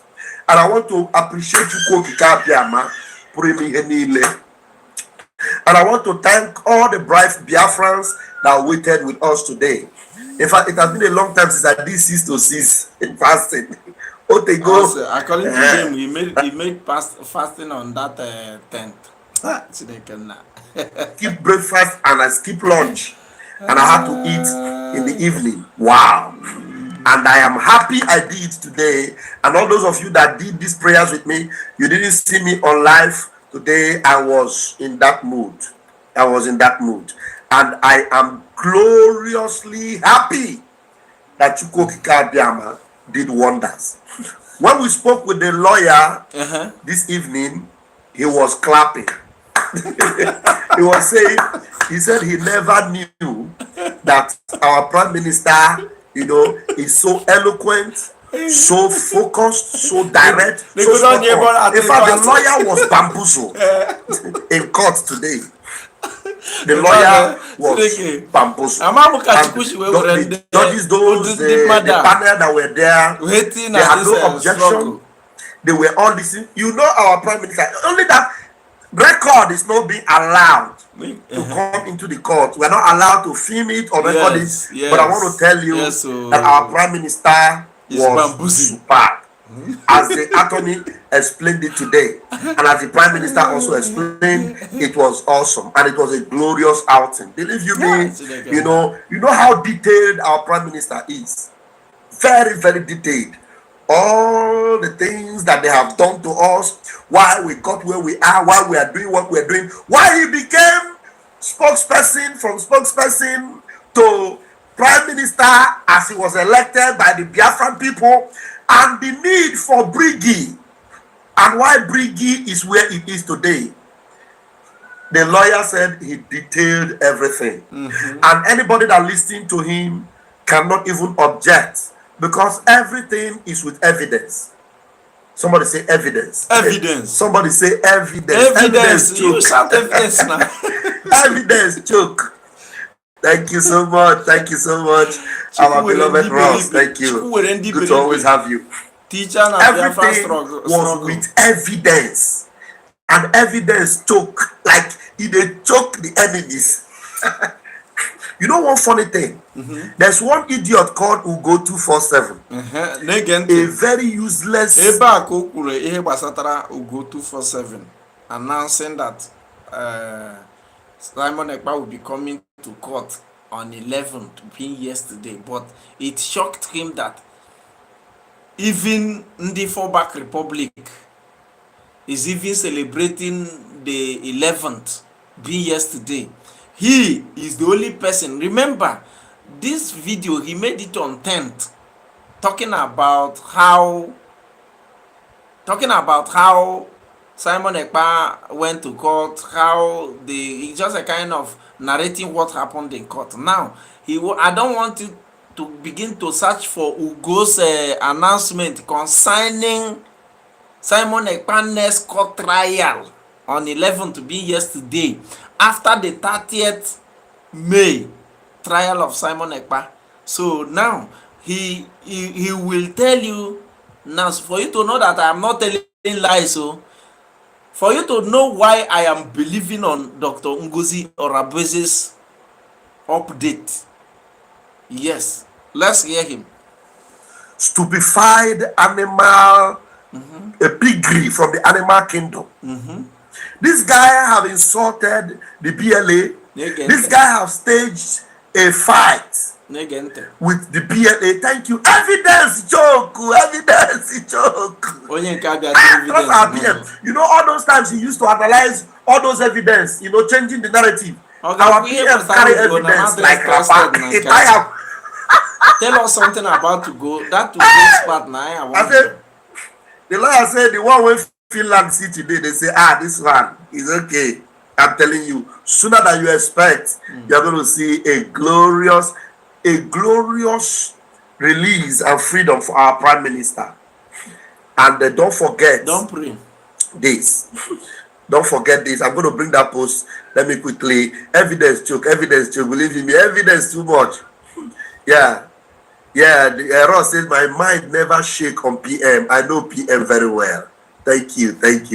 There's everybody that knows PM know that this place he is. In fact, what he did today, he has been looking for it for a long time. In fact, that stage is even a smaller stage compared to the stage where he want to be. He want to be where Donald Trump will be, all the senior men in this world will be, and he will be talking.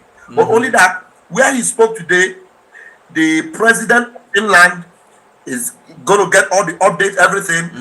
Anybody that needs to know everything that the PM said today in court, they will get all the notice, all.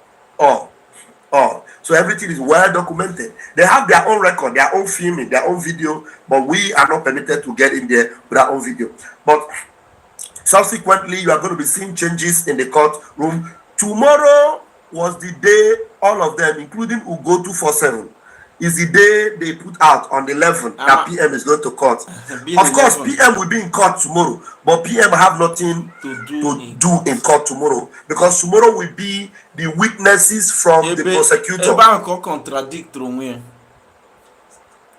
Simon will come in court tomorrow, but Simon don't have anything to do in court tomorrow, being 11, being yesterday. Onye na enyere free. Imagine since I na try Maazị Nnamdi Kanu akpụrụgị abịa court for no reason. Akpụrụgo Maazị Nnamdi Kanu bịa court for no reason. Ka ọ bịa nọrọ na-ekiri. Maybe na o nwere akwụkwọ a ga-assign and all that. If Maazị Nnamdi Kanu comes to court, he's coming for court for his trial. If there is any papers and assign and all that, nke was his legal counsel. Then I say that Simon Ekpa will be that 11th. When Obia Fuzie, the wave is just a kind of all the social medias are talking about Simon Ekpa's court hearing on 11th. So even before Bolonka watch the video to the other video to the end, you will hear him when he said that Simon Ekpa is not coming to court, that Simon Ekpa's court hearing is on 10th. But here now, he said when he begin to see the wave on that 10th evening concerning the Simon Ekpa's court hearing on 11th, he begin to say yes, Simon Ekpa will appear in court, but he's not coming to court to do anything. He's just coming to court to fold his arms and be watching.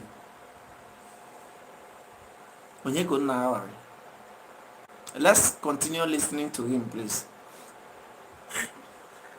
You know, we have all the updates. Tomorrow is the day for the witnesses from the prosecutors. So they are going to come out. And they're not going to be, masked and all that. So I witness Nabiana. That is to say, Simon Ekpa is coming to court, as in June, because Simon Ekpa is a lawyer. If witness that is coming to testify against Simon Ekpa is coming, that's to say he's coming to do something in the court. And as a lawyer who he is, there is some questions he may throw to the and telling his attorney what to do. Like like Maazị Nnamdi Kanu, they see Maazị Nnamdi Kanu directing how his court trial will be. You know, they see this man is contradicting himself. Mana ijiri nwayọ na-egefa ị ga na-afụ asị okwulile ha na-ekwu. Let's hear him. It's called. I'm on a live broadcast. I don't know if you're watching. So obidogo zaba call iberibe, and the man ina na video now 2 hours and I cannot 30 minutes. Mo nwere that kind of time. Ihe m chọrọ ịgwa gị bụ, do not allow anybody to deceive you.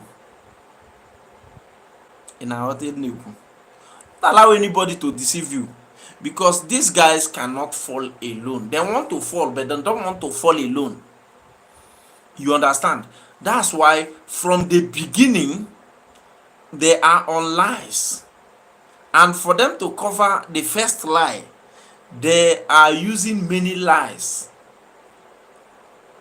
That is why their so-called crime minister occupied 3 positions and refused to give even 1 position out of the 3.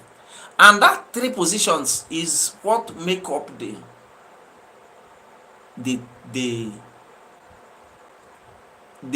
fallback republic. Remember, if you go to USB government now, a list na there's Otebe Haka Hamre expose those that is working in the cabinet of USB. Is Ngozi occupying 2 positions? Is Dr. Ngozi Orabueze occupying 2 positions? Ngozi Orabueze is only maintaining 1 position, which is DPM, Dr. Ngozi Orabueze. If you want to add COS, is when he's in Briggy, Chief of Staff. She never occupied 2 positions. So you want to tell me that all those people that is working in the cabinet of USB are so foolish that they will know that Ngozi is betraying Biafra, and almost all those 50 people, and they will fold their arms watching Dr. Ngozi to betray Biafra. Mind you, many of those guys that is working in the cabinet of United States of Biafra, many of them are academic doctors, many of them are medical doctors, many of them are professors, many of them are well read, many of them are well intelligent. Kuchegidia, there is no how Dr. Ngozi Orabueze will be betraying this Biafra, and all of them will be watching her. There is no how Dr. Ngozi Orabueze will be a Fulani woman and she is betraying this Biafra. And you want to tell me that other 30 or 40 of them around her in the cabinet being the original Igbo? You want to tell me that all those people, the 40 people or the 30 people in the cabinet with Dr. Ngozi Orabueze are Fulanis with Ngozi Orabueze? Use your brain. Imana akpia Ngozi Orabu Fulani odika Ngozi Orabu Fulani nwe USB so nyanwa. Because akpata nkata onye obula ekwuchie Ngozi Orabueze rule. If Dr. Ngozi Orabueze is not doing it well, why is it that the cabinet of United States of Biafra is so calm? Nobody is talking. If Dr. Ngozi Orabueze is Fulani, those people that is working with Dr. Ngozi Orabueze, are they Fulani as well? I beg, use your brain. Don't allow anybody to deceive you. Because if Ngozi Orabueze is really a betrayer, he wouldn't hand over defense minister to somebody, hand over finance minister to somebody, hand over secretary to somebody, hand over deputy minister. In fact, name it. but kefuzie a criminal, where a criminal pretending to be who who is claiming to be. He is a crime minister, he is a defense minister, and his finance minister, and the same crime minister has a professor among them. Enwere ndị ka agụ akwụkwọ n'ime fa na ndị nwanụ ogo bigoro. Mụnwa in this platform, in this channel, right from day one, na-eme ha exposition, and I will be doing the exposition with facts and figures. Ajigo ngi now, Ngozi Orabueze na USB cabinet. Ngozi Orabueze is not the only person in the cabinet of USB. There are many. Ha karịrị. Go and find out. Obru Peter Obiosigi, go and Keko Shafseya. Yotago. Go and find out. Don't let anybody deceive you. Ngozi Orabueze is not the only person in the cabinet of USB. There were many of them, and Ngozi Orabueze is not occupying two positions. Ngozi Orabueze is only occupying one position, being DPM. But watch the other, the counterpart. In case na habu fallback republic, in case accused after the redeclaration of Biafra, na Nigeria kwụrụ ụgwọ into the same account ọ bụ finance defense during the time of Biafra government in exile. Jecheke, the same two position, one position now OG from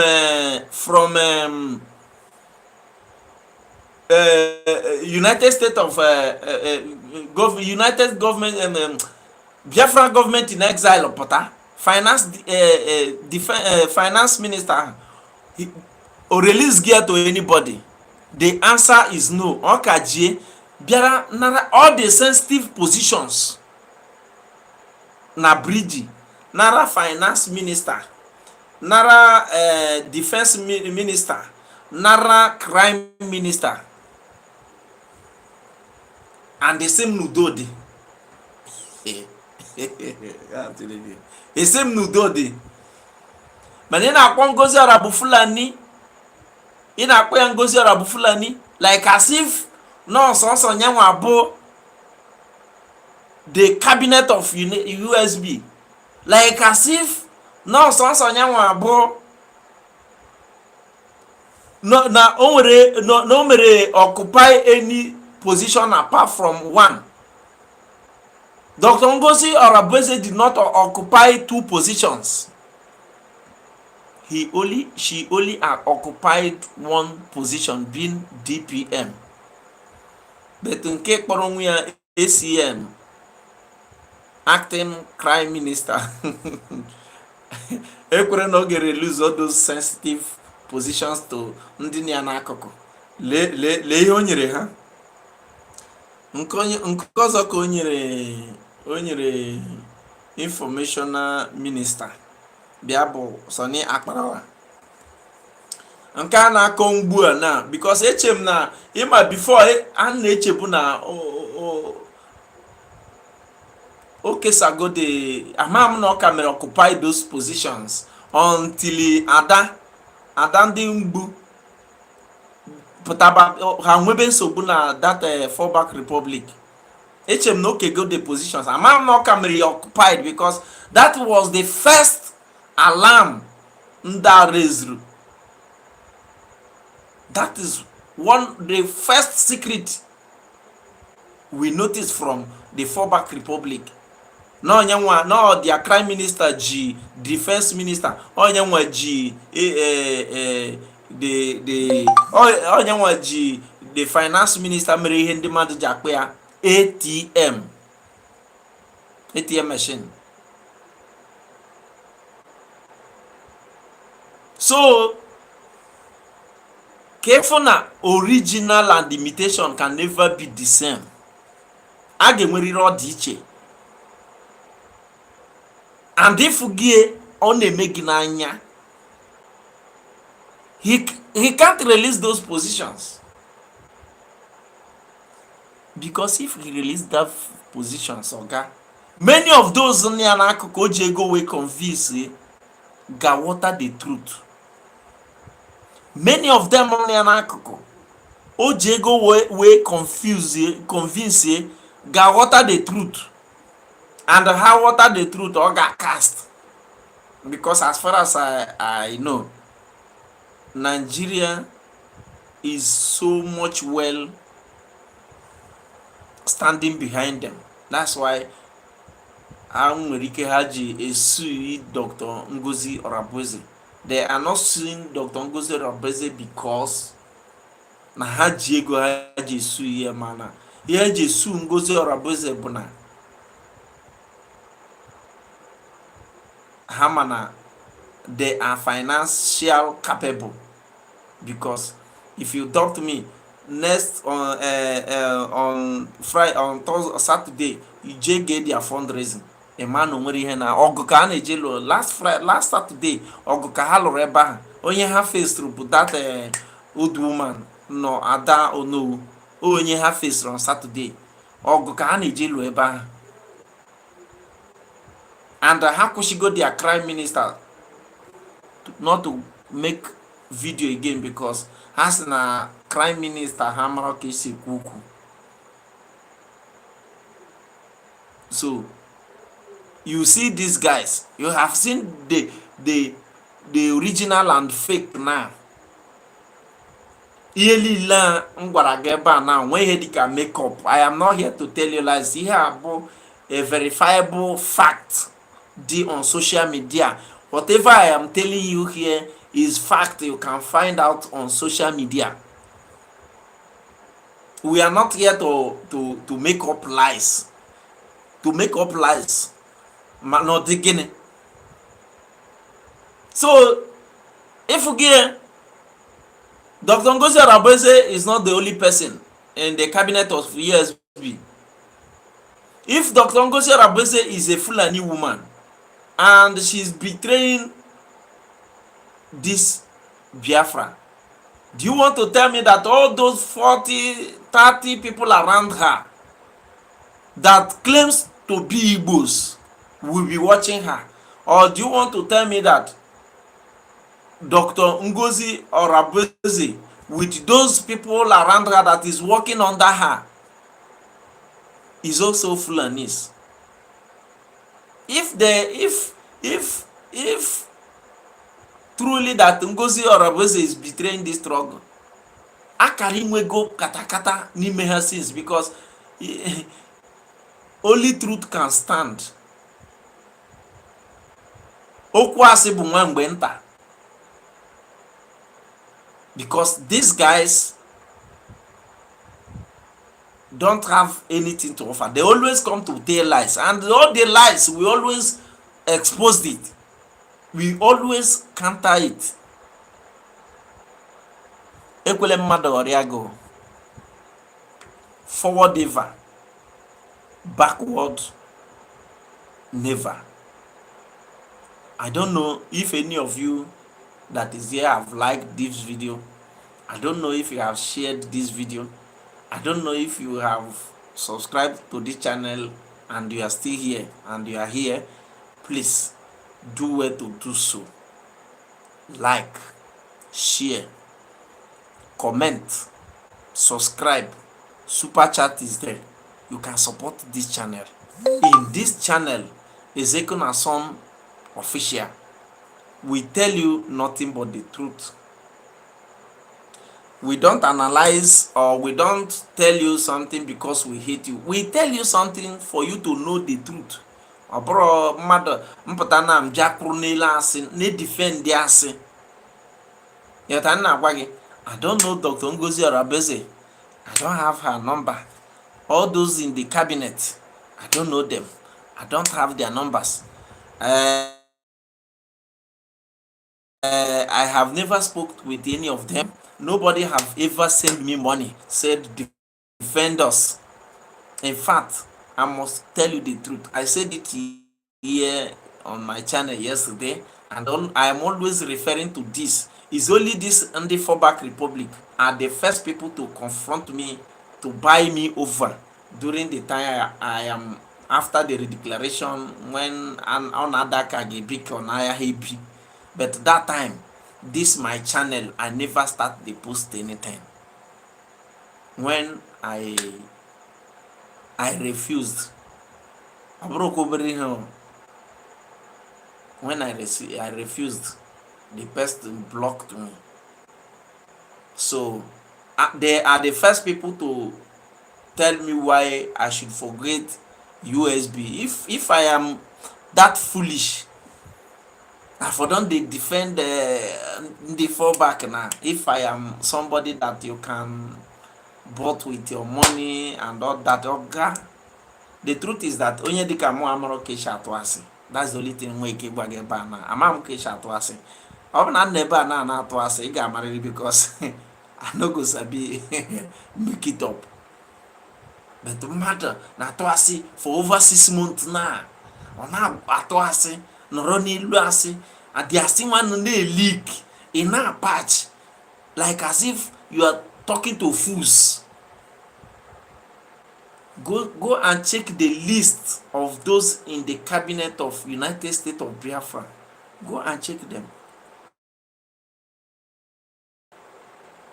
Doctors, professors, many of them masters, PhD, doctorate degrees, medical doctors. Go and check. The list there. You understand? The list is there. Go and check so that you will find out what I am saying. Nyanwa can abụna iso my broadcast yesterday. Agwara m nya na problem ndị fallback nwere bụ na ha maro level anọ na this Biafran struggle.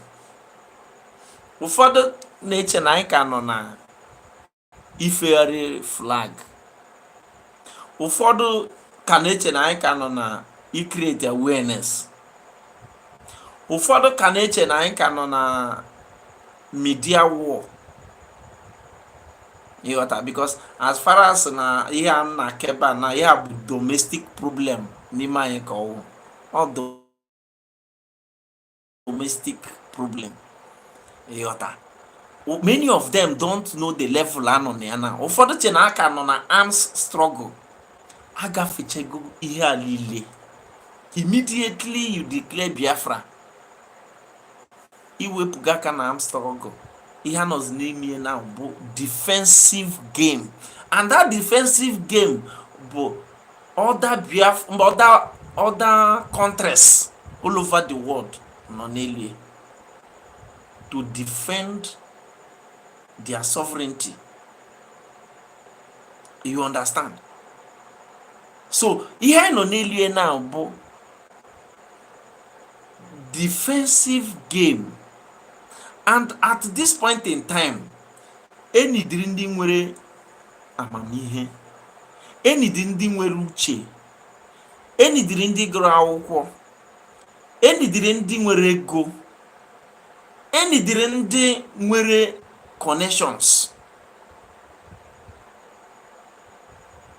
enidiri ndị gabanwu office of the high rank in America. Enidiri ndị bọbụrụgodu ma inwere access to Trump one on one, inwenwu access to somebody that is nearest to Trump. Ihe ha na-agwa gị. On this time I know, this stage I know na Biafra now, enidrozi saga. Forget saga about this matter. I agafe go live la saga. Yota. ihe anyị kwesịrị na ebe a na-ekwu na abụ ka a ga-esi wee mee Biafra ka ọ gaa n'iru, but which we are here for, ịghọta. But some of us have decided that they will become an enemy to this struggle, and we that is defending, because ya nọ n'elu na bụ to defend all stage anọ kịta apụgo na arm struggle, apụgo mbọsị ọbụla as let us move now, a ga-emove n'ikele ebube, and whatever you do you stand to defend it.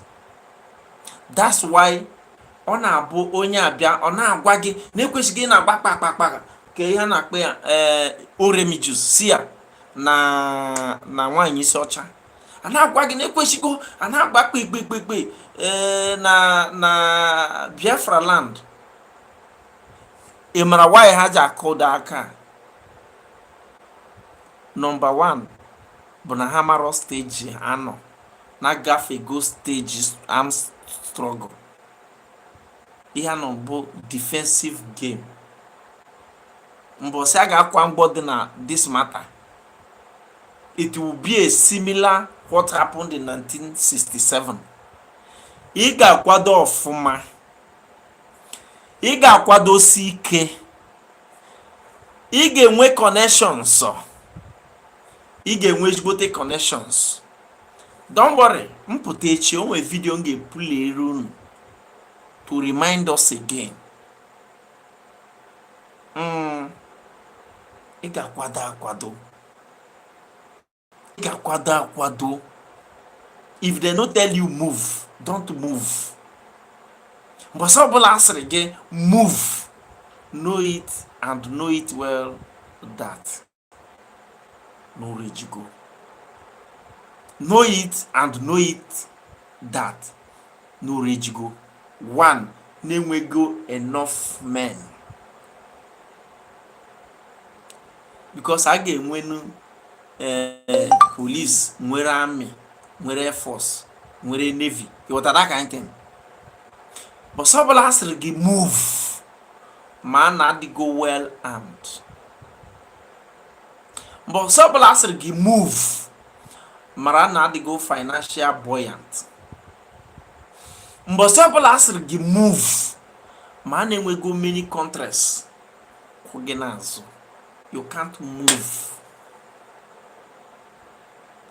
without having all those things at hand. Iche na Nigeria government I don't know how all these people, why these guys, that's why I said they don't know the level and on email and this struggle. They don't know, they are novice about ihe na-eme na level and on elu na all nsogbu ha nwere ọgwụkwa, because they are claiming that we are their enemies, whereas that we are claiming don't take them as our enemies until they declared so. Like you can go Ruago and Kesini Abo Udele. We are only here to defend the already declared Biafra from lies, from social media lies.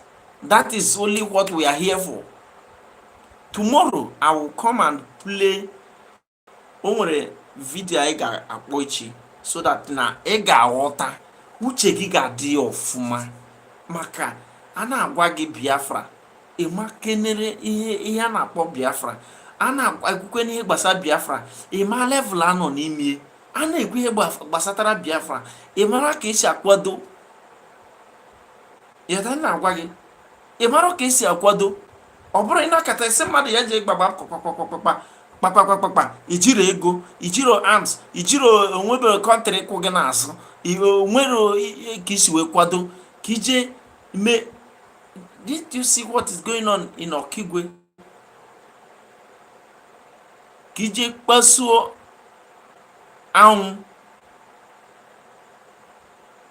before those things ga-adị a ga-akwado ọfụma. So try to know the stage anyị nọ n'elu na this struggle. Immediately ị mara ya kpam, nobody will come to deceive you. But as far as you don't know, abịa sị gị n'ọkwa ọra bụ Fulani, ikwere tatị na onye a na-ekwu ọra bụ Fulani, ọkwa eziokwu, ọ ga-abụkwa eziokwu, let me follow him, ọ dị ka onye a ji eziokwu.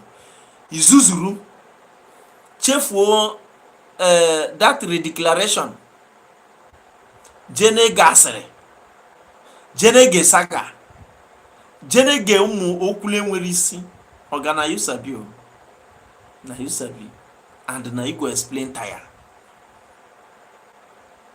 Because as these guys are falling, they don't want to fall alone. They must go down with some people. And if we allow them, you will go down with them.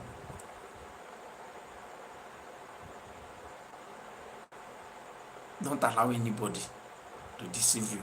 So tomorrow we will come here to play the video so that you will understand some things. Please, if you are here and you have never liked this video, do well to do so. If you are here and you have never shared this video, please do so. If you are here and you have never subscribed and you are here, please help me do so. And also, if you subscribe, you turn on the notification button so that whenever we drop any update, you will know. Here we defend our USB. Have it in mind.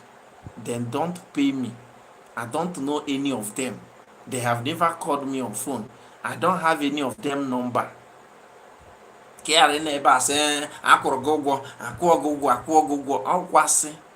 Nobody paid me.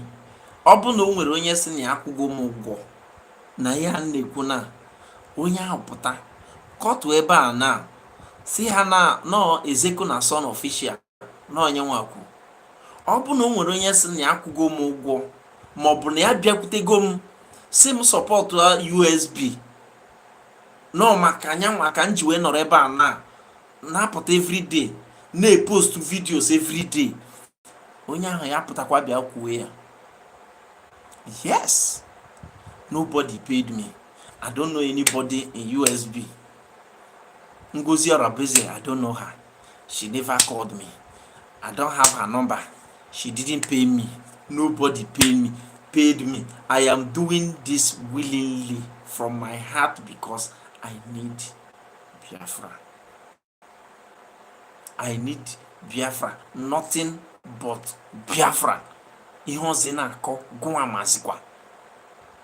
I need Biafra. So I don't know what you need or saga, because then when the Biafra, this Biafra declare na-ewute, because one, you want to declare Biafra, maybe ima oge akpọrọ agbara saga na this struggle ekporo ha niile kpojisie anyị na-adọ mmadụ ibe gị vam onye na-enwere ihe o mere gị. Kemgbe nna ebe a na anọmakpọ mmadụ iyi over 2 hours na-ekwu okwu ebe a na adịmakpọ mmadụ iyi, mana ije to their platforms na ị ga aghọta ihe dị iche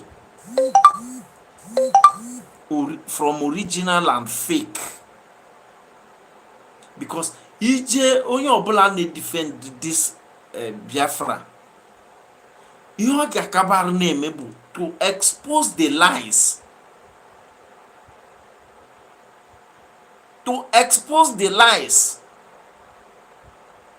mkpọ dia ATM maọbụ mkpọrọ ya crime minister. I can defend what I called him with facts and figures, but all of them calling Dr. Ngozi Orabueze Orabu Fulani, can they prove it? Can you prove Ngozi Orabueze as a Fulani woman? But one of them, I think that man no n'ime ha na-akpọ I don't know, cannot speak Igbo fluently without adding the so-called Fulani language. Then now the question is, between Ngozi Orabueze bụ ọ choice Igbo na ọsụrụ gaba, ma ọ bụ choice English na ọsụrụ gaba, between Ngozi Orabueze and that woman, who will you call a Fulani woman? Because for the first time, I never hear Dr. Ngozi Orabueze Hausa. I never hear such language from her mouth unless I never go across the video. Then if you have seen a video where Dr. Ngozi Orabueze is speaking Hausa, please bring it out, because ihe anyị na-ebe a bụ fact and figures. Maazị Nnamdi Kanu chọọ ikwu okwu ọsị gị na a ga-adị whiter than snow. Ọ bụrụ ịbịa ebe a na-epedal lies to condemn nwanne gị ekete Biafra na nlile akpụkọfụ na onwe ike erue village itoro na ọ bụrụ na o so na ụmụnna meeting gị. Ama m ihe njekwu okwu a. I know what I'm saying. I could remember one day in my village, I say bịa kpọọ m njebe ruo ebe ahụ bụ na m fụrụ some beautiful girls, some beautiful ladies, some beautiful guys, some ndị okenye ka a na-ekwu asị na ndị a bụ our family members. Ebe ka ha si ha bi na one place like that, abịazie nwee communal crisis. In fact, they can't trace where they come from. They can't trace where they come from again, but they can the hammer after the community. But ndị gwara ha the thing anwụsịsịgo, fanwa n'onwe fa abịanụbeghị for the first time, buy for the first time. So if not because of that communal crisis that happened there, they are not ready to find and trace where they come from. Then they hear them. Ema, some of you now, enwe ike n'ebe a na akọbara gị ka your ancestors biri ndụ and do those things.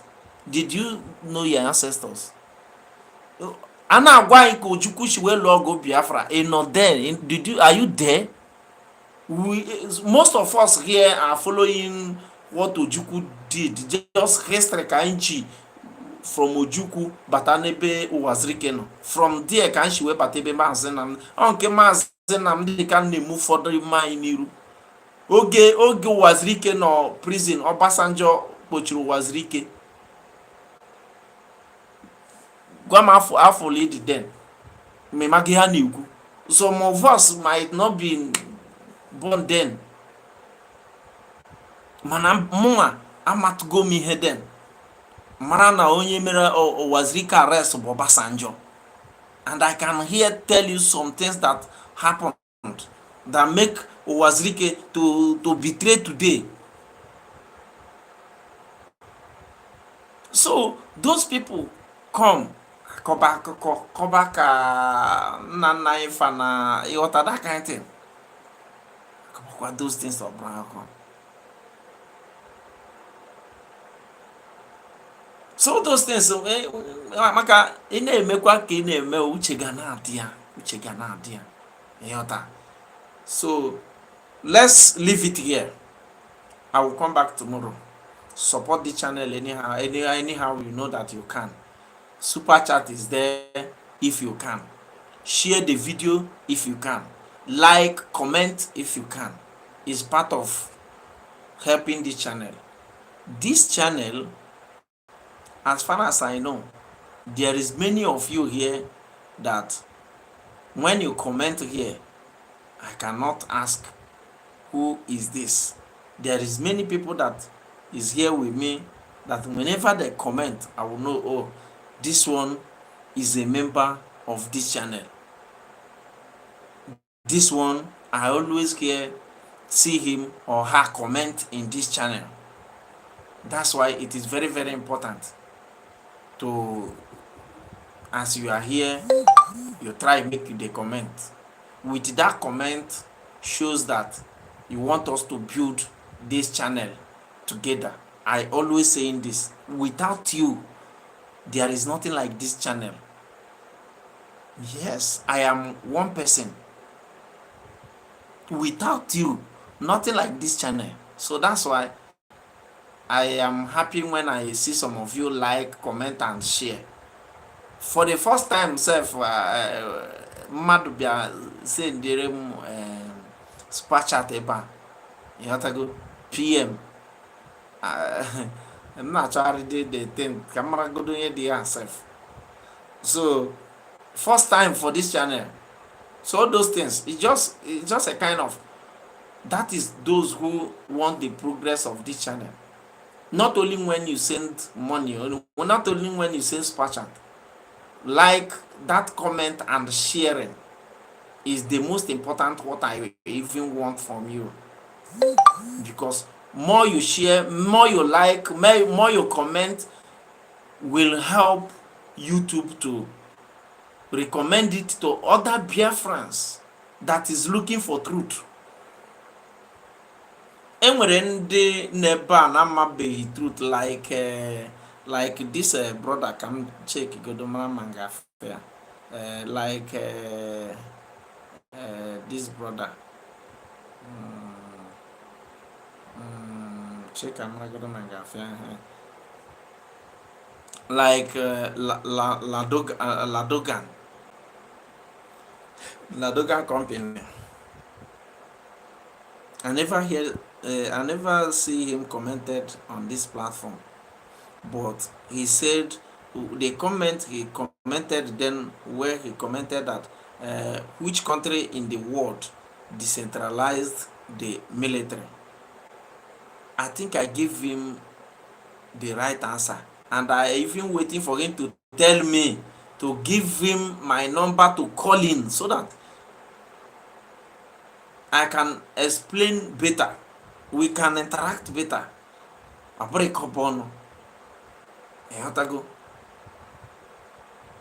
So all those things, bụ mmadụ bịa a na-agbanye gị isi n'ọfịa. Support this channel, let's grow together. Support this channel, let's grow together. I want us to grow together. Not until when you begin to send super chat is only when you are supporting this channel. That even if you don't see where you like the video, in this, as I am in live, just tap 2 times pom pom on the screen, automatically you have liked the video. Just pam pam on your screen, you don't like the video with that. That's how it works, you understand? So than being here, no commenting, no liking, no sharing, and which I am, even as you are here, I am commenting on you because you being here watching me. I don't believe you hate me. Why you are here watching me? Because if you don't like me, here won't be conducive with you. So we must build this channel. We must build this channel so that our messages go dey reach outside to deliver some of our people who ndị asị we confuse or be convinced. You understand? When they not chase truth about this thing, half begin because na ndị ha so bụ ndị asị, ndị na-enwere ihe ha che, ndị na-enwere ihe ha ga-emenwu for this struggle. So I will leave you here. Tomorrow is another day. God bless you.